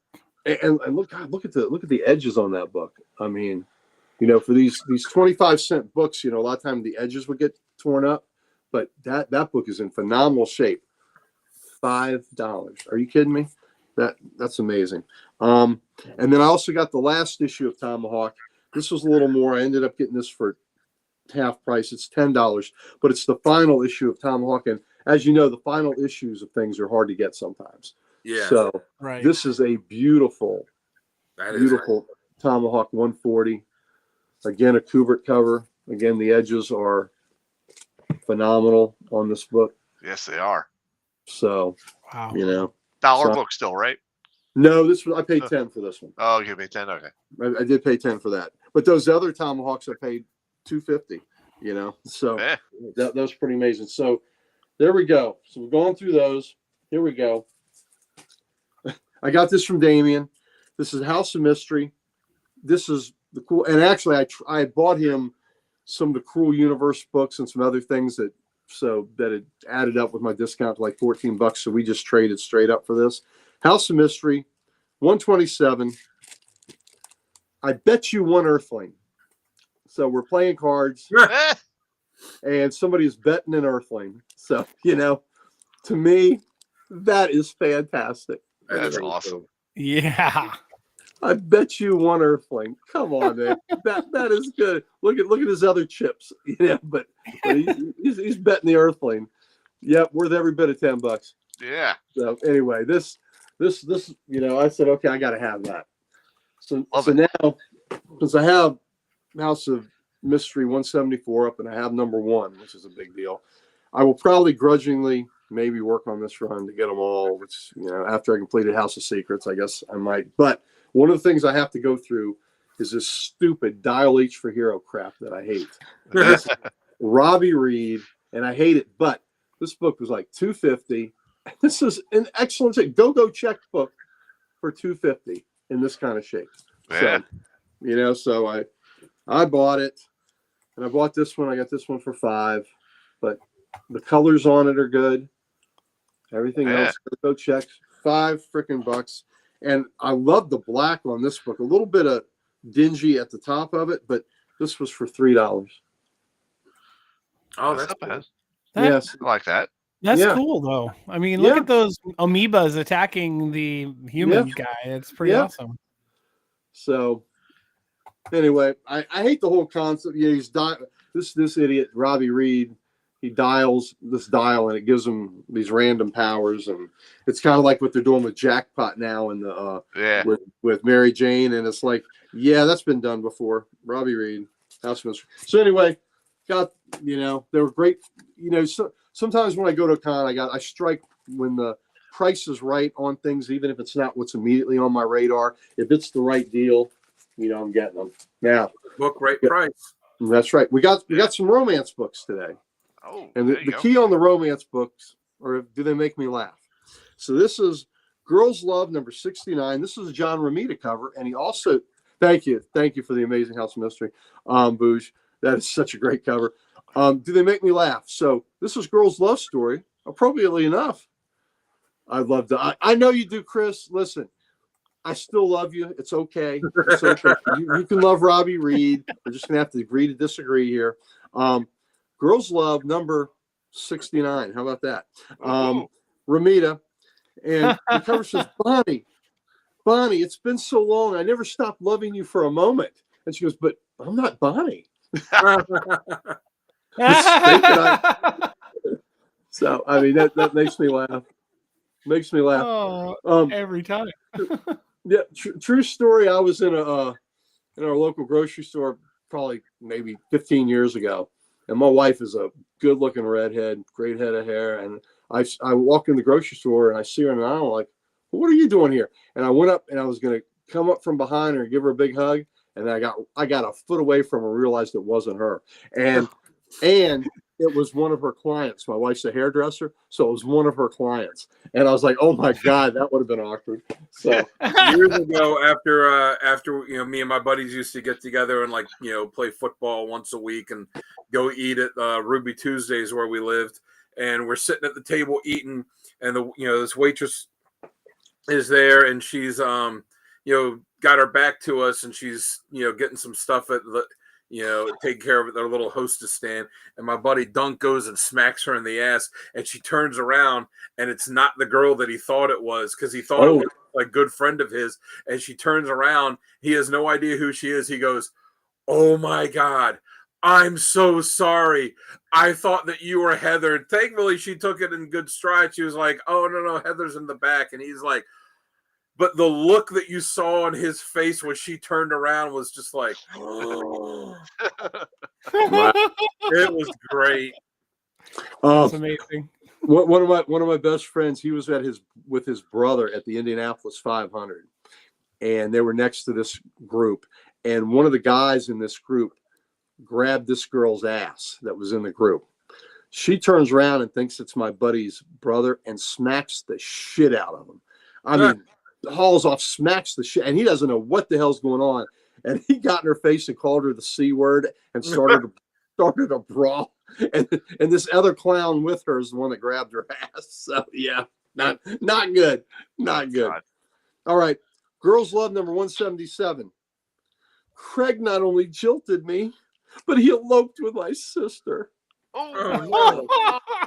Craig, you bastard. Craig, lost love. I knew this was my lost love. Beggars can't be choosers, I cried. Make love to me.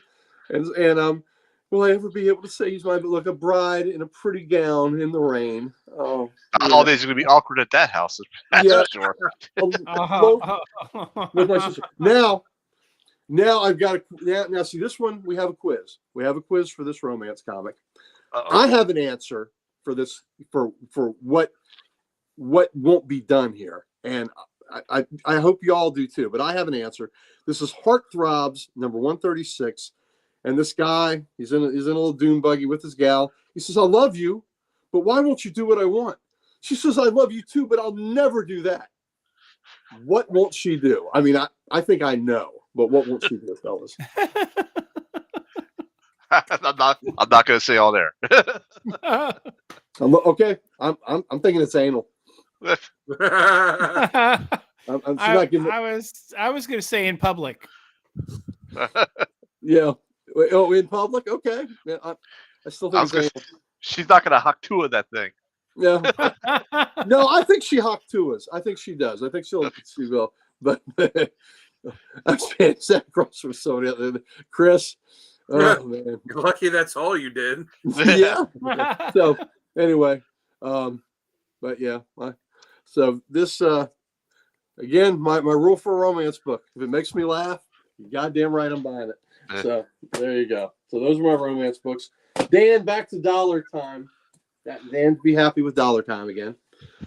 Unknown Soldier, 217. Nice. Not a Hitler cover. Man, those books had some great covers. Yep, Kubert, man. You know how great Kubert is. So that's 117. How much money did that guy spend on bandages? Yeah, exactly. Yeah. 221, and then $1. It's a large black gentleman. Was it like an Animal House? You mind if we Can we dance with your dates? Unknown Soldier 229. Oh, that's awesome. Yeah. Again, Kubert. Yeah. Guess they're in Egypt. Unknown Soldier 262. Again, all these are but he left and batted his eyes at me. And they had a memorable evening. Yes, they did. OEO. GI Combat. So look, this was originally $1 comic, and I got it for $1 again. How about that? Hey, there you go. There you go. That's a GI Combat 259. GI Combat 260. Nice. That's cool. I love that. GI Combat 260. GI Combat 261. Very cool. Oh, that's cool. Yeah, and again, how about the irony that I paid $1 for a book that was $1? Oh, wait a minute. Prices have gone up here. These were $1.25. I got these cheaper than they were on the newsstand. Oh, there you go. They went up. That's a bargain. That's a bargain. Let's take Kelly home by herself. Kelly wanted to give you all some alone time. Okay, GI Combat 270. And a book I already own, but it's one of my favorite Sergeant Rock covers, 316. Oh yeah. That is so awesome. That's Look a at that. great cover. So that's a grave Nice. from World War I grave that has been unearthed there. Look at Rock. Look at, nobody could draw Rock like Joe Kubrick. Come on, man. Yeah. That is just phenomenal. So this guy had 8 boxes of dollar books, and a lot of these books were in good shape, right? They're decent shape. I need Sergeant Rock 323 and 320 that have been bedeviling me for a while. He had every book around it, 317, 319, 322, 324, 321. It's like, what the hell? So I went through every damn box and they weren't alphabetized. But when you're pulling out dollar books, I'll go through the extra struggle because the books are $1. And I get it. He didn't want to, have to alphabetize the dollar books. But, just a big tease, though, about because once I get those 2 rocks, my Sergeant Rocks go to 241 up. Drop 80 issues. Amazing breakfast. Did you? What was it? Sausage and I was gonna say, was it sausage with gravy, Chris? The big sausage link he slapped out on that plate for you. Yeah, there you go. Just because this is that is an amazing Sergeant Rock cover, Chris. This is just a great bowling cover. Yeah. I have it already, but I just wanted to have another copy of it. It was $1. So, all right. Here we go. Now we're getting into this next phase. Gary's got 60,000 books, but if you count the doubles that he has, it's 100,000. Yeah, it might be. I got a lot of doubles. So just a cool cover. The Western Kid, number 3. Oh, that's nice. Cool. Isn't that great? Get him, you Al Hoots. Tex Dawson's going to marry me or be married on Boot Hill. So that's a gal that knows what she wants. Sausage was an after dinner snack. Oh, man. So Western Kid, number 3. Cool book. Haven't seen it that often. I don't know that I've seen it. All right, Chris, this is for you, buddy. Adventure Comics 310. This is the last Adventure Comics issue over 300 that I needed. So now I'm 290 something up. And this is also whittling down. It's got a Legion Superheroes backup story. What we discussed, long live the Legion, baby. I am within just like 3 or 4 Legion having all the Legion appearances. So so I'm happy to get that. Shame on so got that. And here's another Legion appearance I got was Superboy 147. It's a giant size, and you don't always find these in nice shape. So Yeah. I got a good deal on it. Shape. They had 28 on it. I think I got it for 20. So I really love that. So got that issue. This is going to be for Rob Kalen. He loves the Flash. And this is actually the first issue of Flash I ever bought on the shelf, this particular issue. So I'm going to give this to Rob. So Nice. stop the sniff of still a Comic Logic poop. Jesus Christ, Chris. That's a great Flash cover. Yeah, isn't that a great? And that was the first Flash book I ever owned. I got 2 issues of Miss Marvel I needed, and I got this for 10. And this is actually the second cameo of Mystique in this, but she's masquerading as someone else, so she's not even as herself. Because it was 18, which is the first full Mystique. So the only Miss Marvel book I need after these 2 is 16, which is the first cameo of Mystique, and then I'll be done with volume 1 of Miss Marvel. Here's number 20. Nice. So and I got that for Nice. $10. Because in that one, she's disguised as the one you just showed is Nick Fury. That's who it is. That's what it is, Nick Fury. All right, so I got 2 old books on my crackdown that my goal is to have Detective Comics 250 up. This is the highest number Detective Comics I need, and it's 268. Nice. So this is a 1959 book. So my complete run of Detective Comics goes back to 1959. So Nice. I was telling Sal the other day, I kind of dig when you get those old books and they have those date stamps on them. Yeah. Yep, 28th, 1959. Look at that. Yeah. Yeah. So what month? R28. I can't.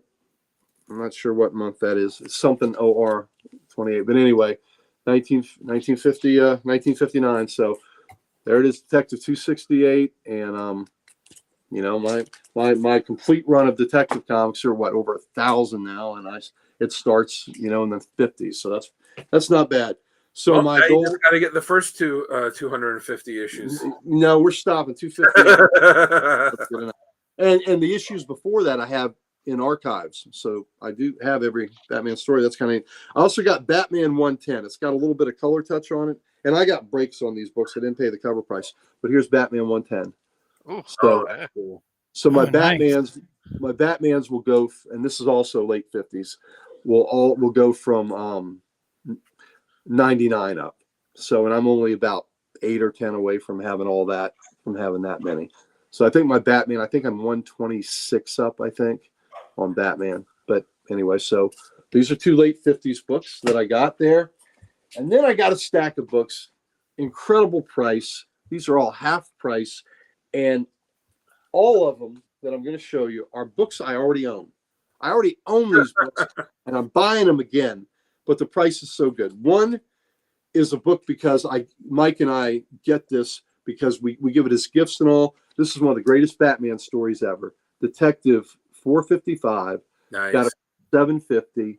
Some Mike Grill art on the cover and on the inside.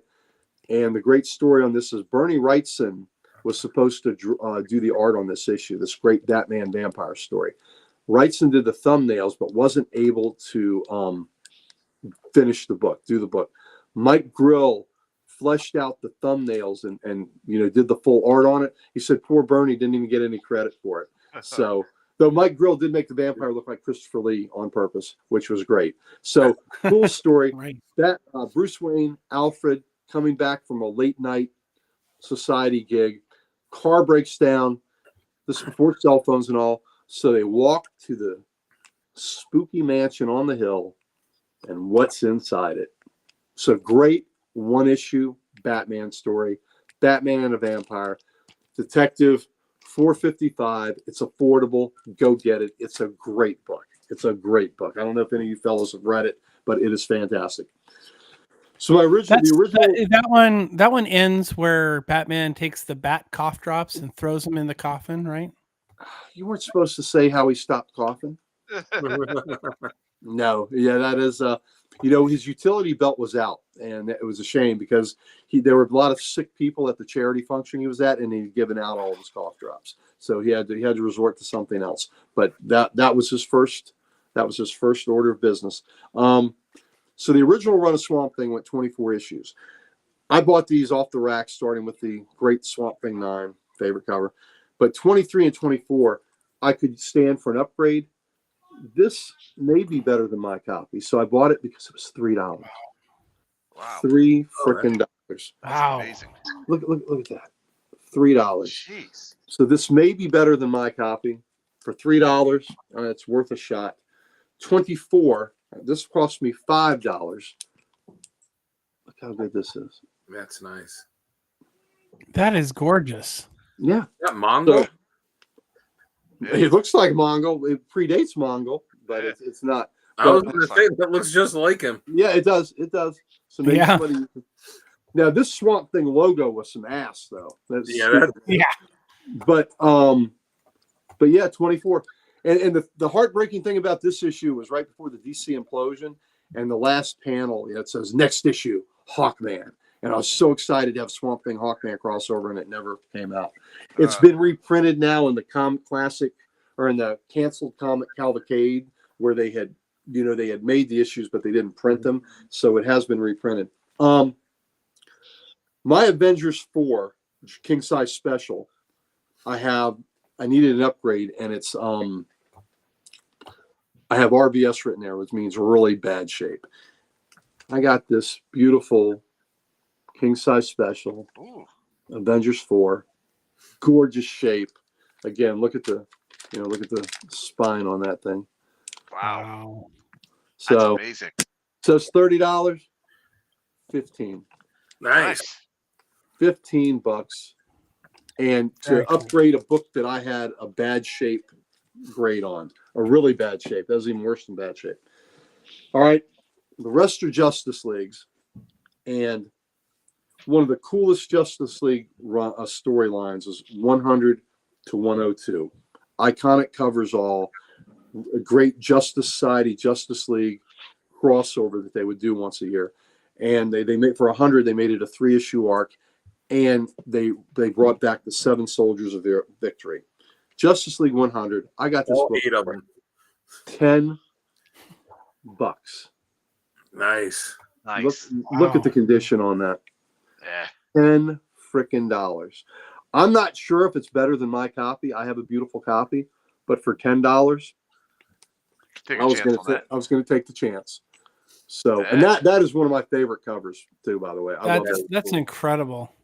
This is by Nick Cardy, one of my favorite artists.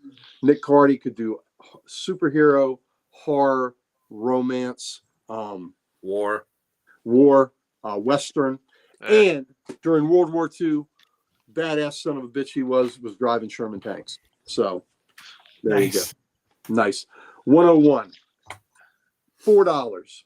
Yeah, Wow. Chris. I know. Right. I found these. I actually got these for Chris. These 3 books. Chris needed them in nice shape. Thank you, Pam. $4. Yeah, I'm jealous too. Look how beautiful that is. And like I say, I have really nice copies because JLA was the first title I ever completed. And I always Cardy, there you go, Boosh. You know, I've been talking Cardy up for a long time on this show. So that is another Cardy goodness. And Chris does have all these crossover now, but these may be better than mine. And then this last one, 102, iconic cover. That's a great cover. Yeah. Iconic cover. Fantastic. Nick Cardy again, $7.50. Look at the condition of that book. Look at the black on there, right? Yeah. So Look it's at the gonna be- interestingness of the characters too around the outside of that, man. They're all talking Yep. to each other, and it's just really well, very Superman cool. says, "For the Earth to live, one of us must die." So you know, we've got we got some deciding to go to do. Right. Here. Yep. So but the condition of these, fan-freaking-tastic. So Justice League 100 pages went from 110 to 116. They were all 100 pages.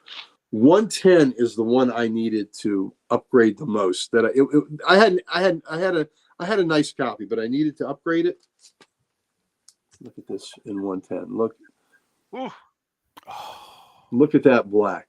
Again, Wow. $30? No, $15.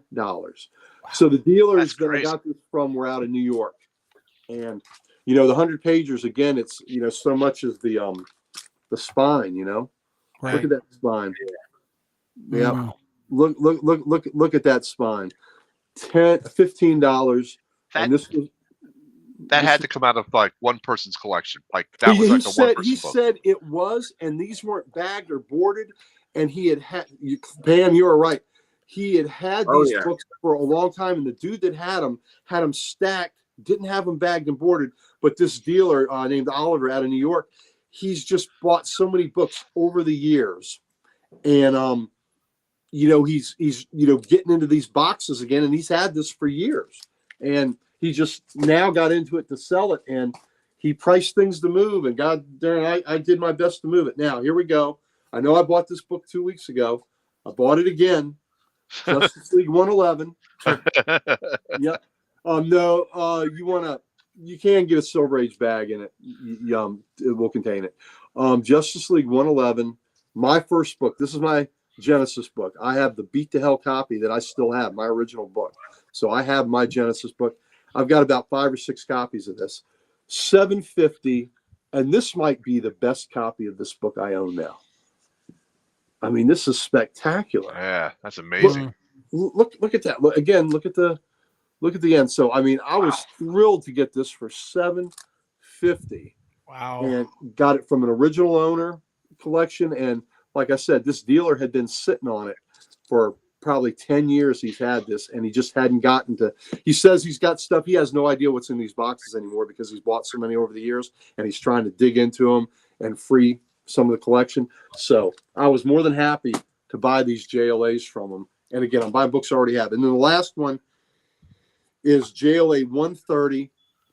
and I have my original copy, and it's got a little bit of damage down here at the bottom. This does not, so I know this is better than mine. $4. Wow. Oh, that's cool. And yeah, I'll agree. I love that era of the that's like I said, that's my favorite era of the Justice League, the satellite Same here. years. That's the ones Yeah. that I grew up reading. Which funny, like when I was growing up, I wasn't reading the current JLA books that Yep. was coming out. I was reading all the old ones that I would find at like flea markets and thrift shops and and stuff like that. So absolutely. So here we go. Yeah, I love that era too. I think the JLA's, to me, the point I think I love the most is, I'd say, from issue 100, this one, to about 150. Oh, just magnificent JLA books. But to get these books in this kind of shape, I'm thrilled, especially these 200 pagers. 110 was the one I need to upgrade the most, but to get a copy of 111, and one of these days I'm going to send a copy of 111 off to get graded. And I don't do that often. I've only done Swamp Thing 9, 2 copies to get graded. But because this is my Genesis book, I may send a copy of it to get graded. My books, all the books that I bought and have bought off the racks and all that, there's no reason for me to grade them.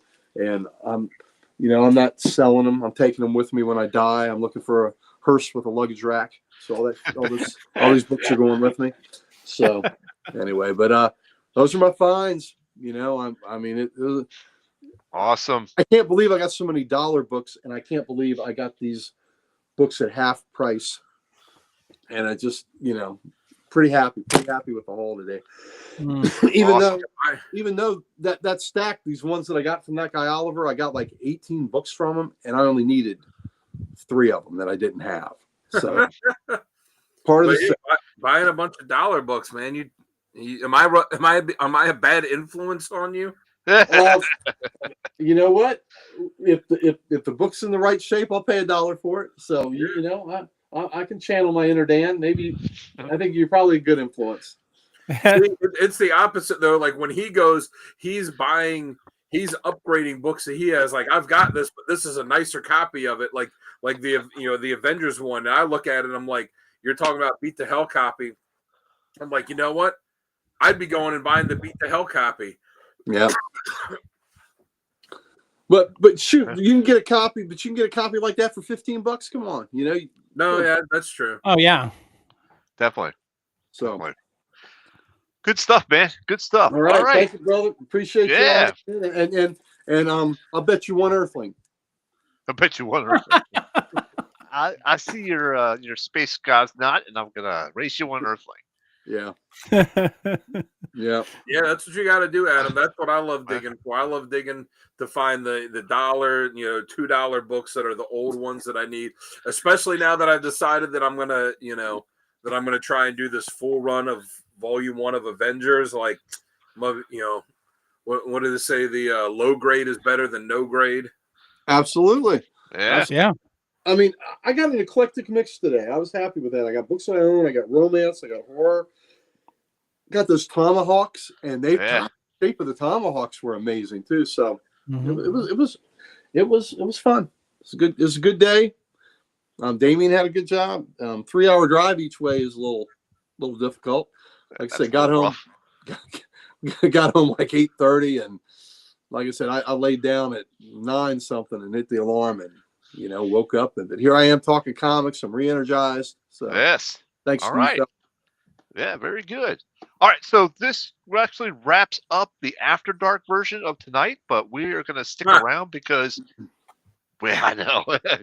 Warthog, baby. Yeah, Warthog. Yeah. Oh yeah, I bought plenty from Damien. Yeah, so We'll continue to. Yeah, Yep, definitely. absolutely. Damien, great guy. Warthog Comics. Definitely. Is, my personal dealer. Yeah, definitely. All right, but we got Uncle Gary's showcase coming up. What was that keyword again? Mausoleum of Darkness. Mausoleum of Darkness. That's a good one. So, All right, folks, let's go ahead and let's wrap this up right now before we jump to the showcase. Once again, I'm Sal the Slab Guy. You can always find me on YouTube under Sal's Comic Corner and Instagram under Slab Guy 77. Travis, why don't you tell them where they can find you at? You can find me on YouTube, Comics Limited, 9740, I guess, and then Comics Limited on Instagram, Comics Limited on eBay, and TravVic1138 at Whatnot. Awesome. I'll throw those links up in the chat here while Dan is telling everybody where they can find him. Yep. You can find me on Instagram I at can find Dan you. Kelly Art. I can find you. There you are. Sorry. Like I said, I'll post something on Monday saying, prints and art and sketch covers, all of it, cheap prices for the Christmas time if you want to get something for a loved one, or hell, if you want to get something for someone you hate, whatever. I'll just, I'll write a personalized message on there, be like, hey, I hate you, F you, whatever. Like, as long as your money comes to me, Whatever you want, baby. That's there you right. go. Check it out. Check it out. Some original Dan artwork right there. Uncle Gary's got some too. Yep. You should have some of yours as well. Tomb of Shadows, Pam says. So maybe. That's Mhm. We'll see. Yeah, absolutely. All right, Uncle Gary, real quick, where can they find you before we jump to your showcase? Until the showcase, yes. Stay tuned for the showcase, everybody. You too, Chris. Comic Logic, Loudoun County, Virginia's only comic book store in Ashburn, Virginia, which our special guest is very familiar with. So he knows Ashburn, goes to Ashburn Alamo. So there you go. Please come see us in Comic Logic. We would love to see you there. If you tune in on Thursday nights, we do a show from Comic Logic, or Ye Grumpy Old Nerd Show. So tune in for that. And then also, please look at the site Comic Character of the Day, started by our good buddy Archduke Kevy. And it's a site where usually when I'm not slacking, I post a cover of the day. Dan posts a random panel of the day and posts a question of the day. And Sal's always frequent contributor, making sure we're giving you the content you deserve on that site. Also, Kevy started a site, Safe Space, and it's a site for, people want to talk and have, talk to people that got their backs and want to, encouragement. It's a site for, People speak freely about their emotions and what they're going through. If they're having trouble and they need to talk to somebody, it is a safe space for anybody to talk about anything. Yep, that's Archduke Kevy doing the work of the angels there. So go check that out if you need to, or if you need to direct somebody there, they'll be in good hands. So that being said, let's go back to that fella in the Slavatorium that's running this whole shebang. So all right. Awesome. Thank you very much, Gary. Once again, check us out at the Codex Station at thecodexstation.com, or on the socials, as Gary would like to say, we've got all the socials, don't we? We have all the socials, and let me tell you something. We'd like nothing better than to give them to you, baby. That's right. That is right. All right, folks, this concludes the After Dark version, but stick around because now we have Uncle Gary's showcase. Mausoleum of Darkness. All right, we're going to put you full screen. All right, folks, stick around for, what is it, like 30 seconds while we do the Uncle Gary intro. Worth the wait. There it is. Anticipation.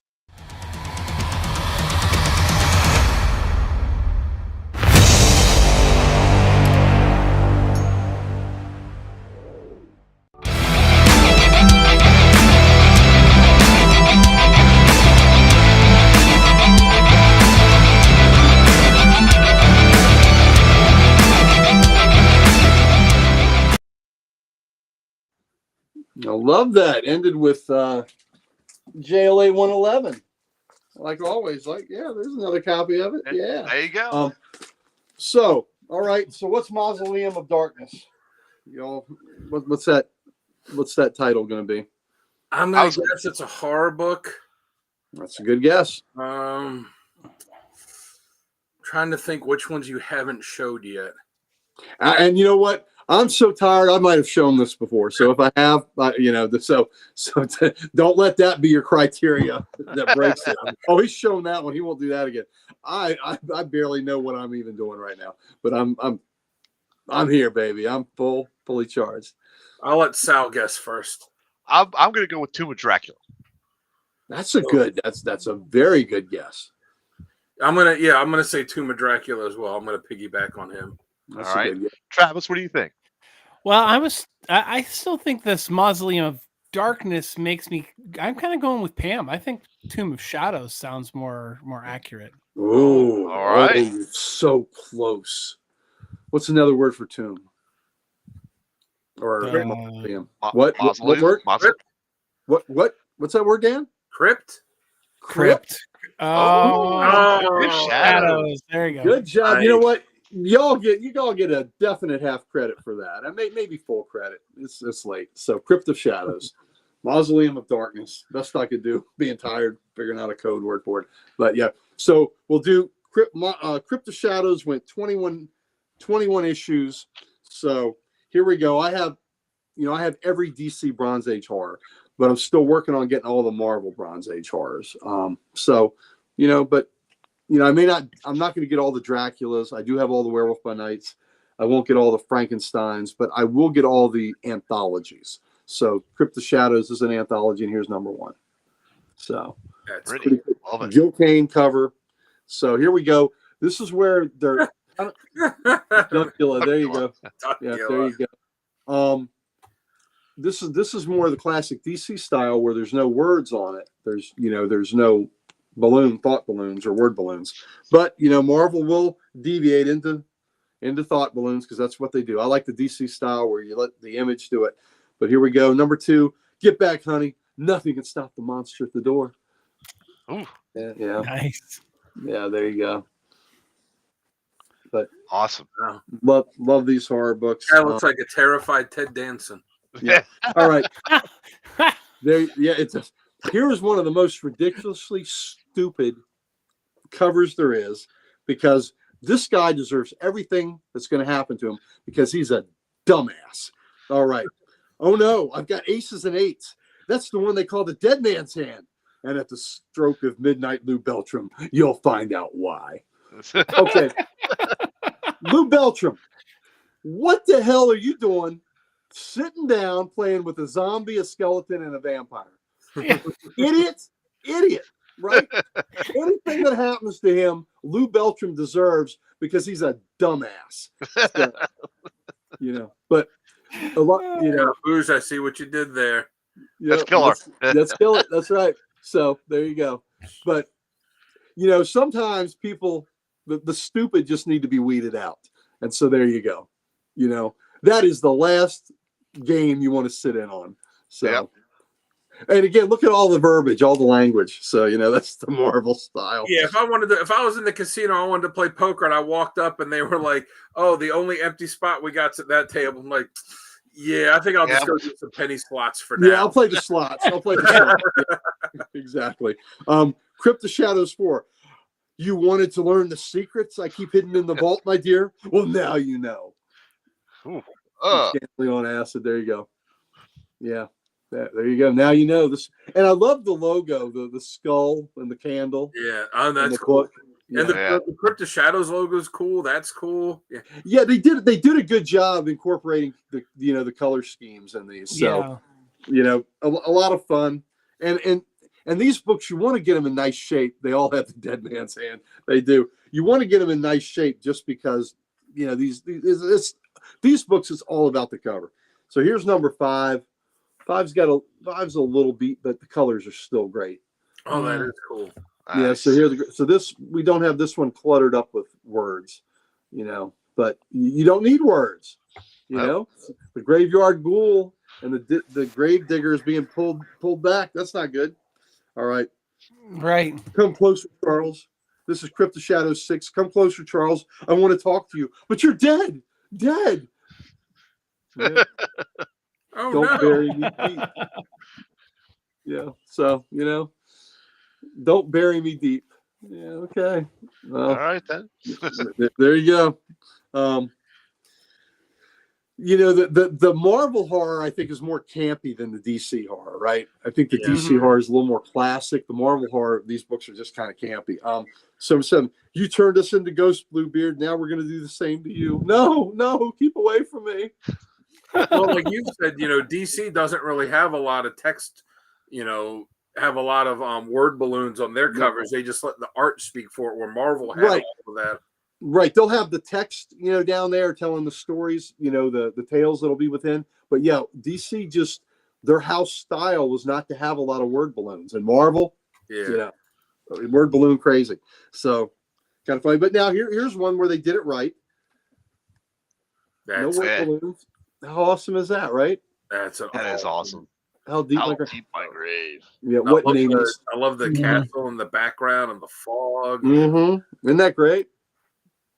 And again, you want these. Yeah. You want to get these in nice shape, and they just it's just the covers are just fantastic. So this one doesn't have any captions, but there's so just a little bit of words there, but he sees himself upside down in the glass, a little future. Crypt of Shadows 9. Yeah. Here we got a lot of words again. Reach deep, mortal. The key to your escape is in this bag. But I'm reaching, but my hand's vanishing into thin air. Yeah, it was, Pam. That certainly was. Yeah. It sure was. So look, his hand is vanishing in the bag, thin air. Well, hopefully, I mean, that's bad. I sure wouldn't want to shouldn't put his Johnson in there. So, yeah. Anyway, so kind of fun. All right. Please, no, don't put me in there. Not in there.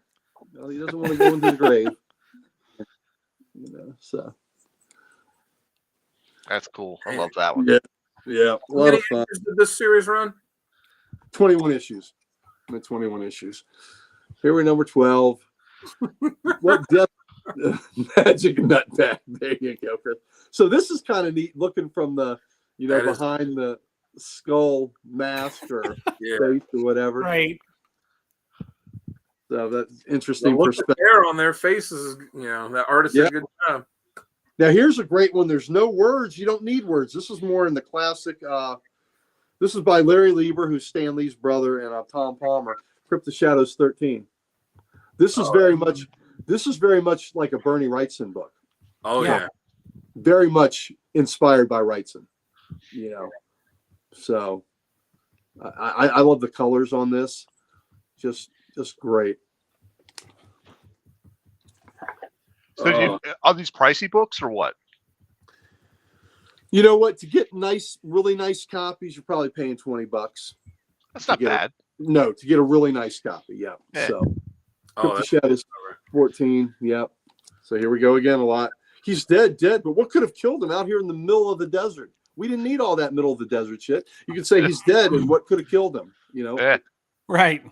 Yeah, we don't need to talk about it's the middle of the desert. I think pretty much the pyramids and the angry Sphinx tell you it's the middle of the damn desert. Exactly. Yeah, so it's just again house style. Here we go. You've got to unlock this door. Let us out of here. Let us out of here. We're locked in with a fiend. Okay, all right. We got it. We got it. The first whimper. Yeah. They could have just left it at my coffin is crowded. Yeah. Yeah. Exactly. But again, this is what I think is hilarious between the two different styles between the Marvel and DC horror. So, but some of them are funny. Like I do love this one. I love the verbiage here. No, on number 16, you can't operate on me, not you. Oh, don't be frightened, Mr. Ames. It'll only hurt for a moment. Okay. Every word of that is just fine. I love that. Yeah, it'll only hurt for a moment. Yeah. But he's just not you like they've met before, which is, right. Okay. He and that skeleton have had issues in the past, evidently. Is this the same guy that was playing cards with them? Yeah, Lou Beltram. Yeah, Lou Beltram. There you go. All right. You freed me to serve. You freed me to serve you, human, but you shall serve me, or you shall die.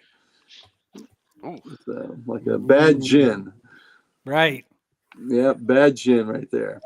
He rubbed one out. Not to drink. Yeah, he rubbed one out. Didn't get it the way he wanted. Okay, geez. This is just such a weird cover. Well, and again, too many words. Well, you're here at last. I was afraid you weren't coming. Oh, don't worry, darling. I'm sure you're going to enjoy your date with both of us. Oh, it's Lou Beltram again. Yeah. Look at that. Wow. Because you're right, like on these, especially that one, but a lot of these covers, like you take the word balloons out, and it's very reminiscent of some of the DC horror books. But you put the word balloons in, it's like, come on. Yeah, it's a level of camp that is fun, but The back of the head reminds me of those old if Mad Balls. Everybody remembers the Mad Balls, Yeah, That's right. exactly. Maybe that's what inspired them. Yeah. Okay, so this one's okay. 19. From this moment forth, your planet shall be mine. So I'm okay with that. I was gonna say, yeah. So that's 19. All right, we're almost at the end here. Oh, take it easy, Janet. There's no need to worry. We'll find Bill, no matter what's happened to him. Nice. How does a creature that large actually sneak up behind you like that? Yeah, you got to think there's some breathing going on there. It looks like a cross between Swamp Thing and a werewolf. Yeah, and big, huge. And what was somebody saying that they liked the covers, that they were phenomenal? Nice. Yeah. Cool. All right. Let's see. We get 21. Here we go. Last issue of this run. Premonitions of impending doom lured me to this cliff, and now the death I foresaw will be mine. Why do we need all that? Just have him driving off a cliff. That's a little Yeah, very yeah, it's late. Why do you need it? Yeah, why are we having a monologue at this point, right? Why do you need it screaming? I mean, Yeah. Like, damn, dude, don't you have brakes on your car that work? He's driving off Skull Mountain there. So, but it's okay. He has his high beams on, so it's okay. Yeah. I'm a fan of high beams. So there we go. Yes, I am. So that's the original 21. And just as a bonus, I had from a few years ago, the Marvel Crypt of Shadows. They did one this year too. I just haven't put it in this box yet. So they did the Halloween. So, but there's your 21 issues, Crypt of Shadows. A lot of fun. A lot of, like I said, kind of high camp on some of them. But just it's just so much fun. The difference between the Marvel and the DCs, where the DCs just usually let the image tell you all you need to know. Yeah. Marvel's got to add all this verbiage. Were they getting paid by the letter? Yeah. Well, it's kind of funny because if you take the word balloons out, the artwork isn't campy at all. The artwork is as good as some of the horror stuff DC was doing.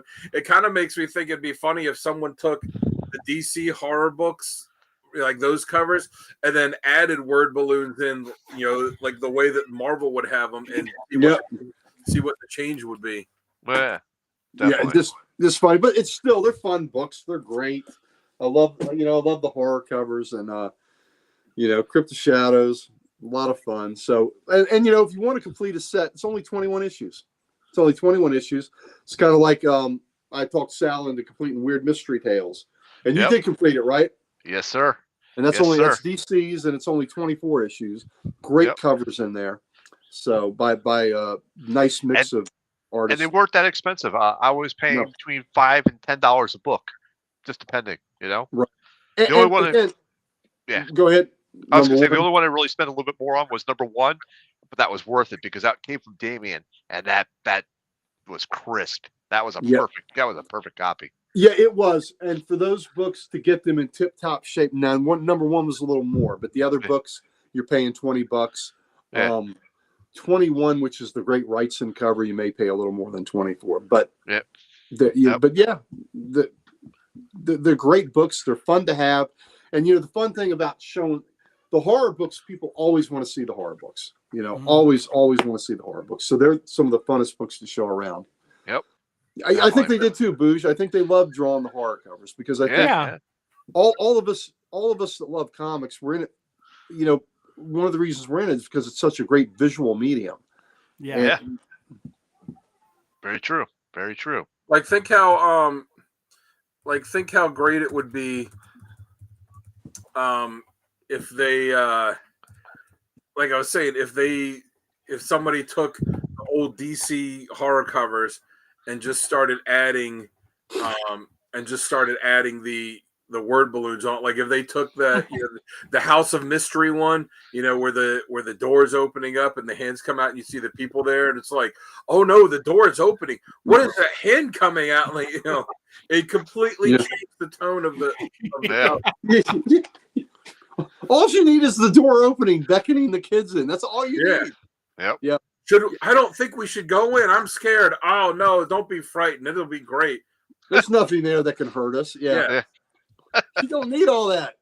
All you need is the door opening and the hand beckoning you in. That's all you need. Yeah, or very true. a lot of the great ones will show like kids witnessing some kind of specter or something, and like with a dog, and they'll be covering the dog's mouth, trying to keep the dog quiet and all that. That's all you need.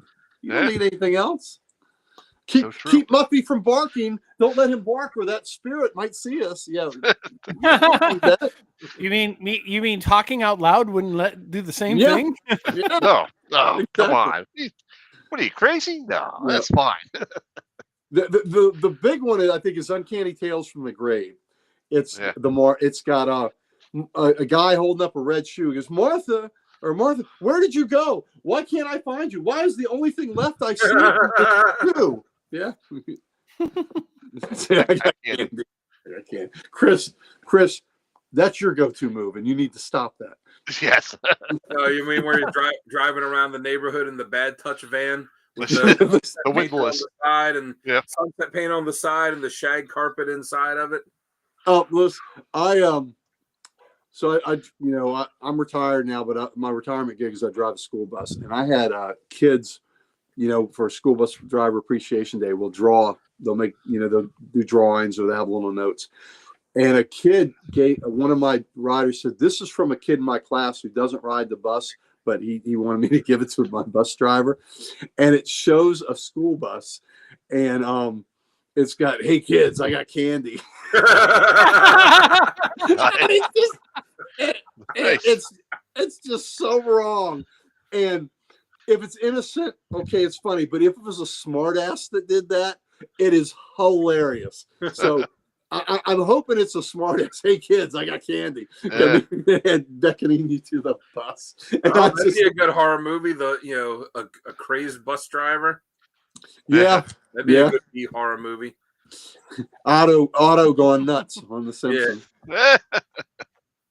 Yeah. All right, folks. I think we can go ahead and wrap this one up tonight.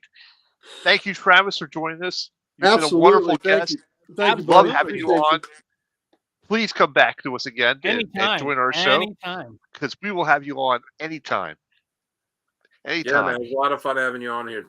Yes, absolutely. And everybody in the chat, thank you so much for joining in too. You guys, as always, rock. You guys are awesome. I'm Sal the Slab Guy. Down below is the Rick Flitter Comics, Uncle Gary. Right over there is Dan the Art Kelly. And of course, right there is our special guest for tonight, Travis from Comics Limited. Go check him out on his socials. I've posted it in the chat many times. Go check it out. Thank you guys. And I guess we'll see you guys next week. Thanks a bunch. It was awesome being here. Awesome. There you go.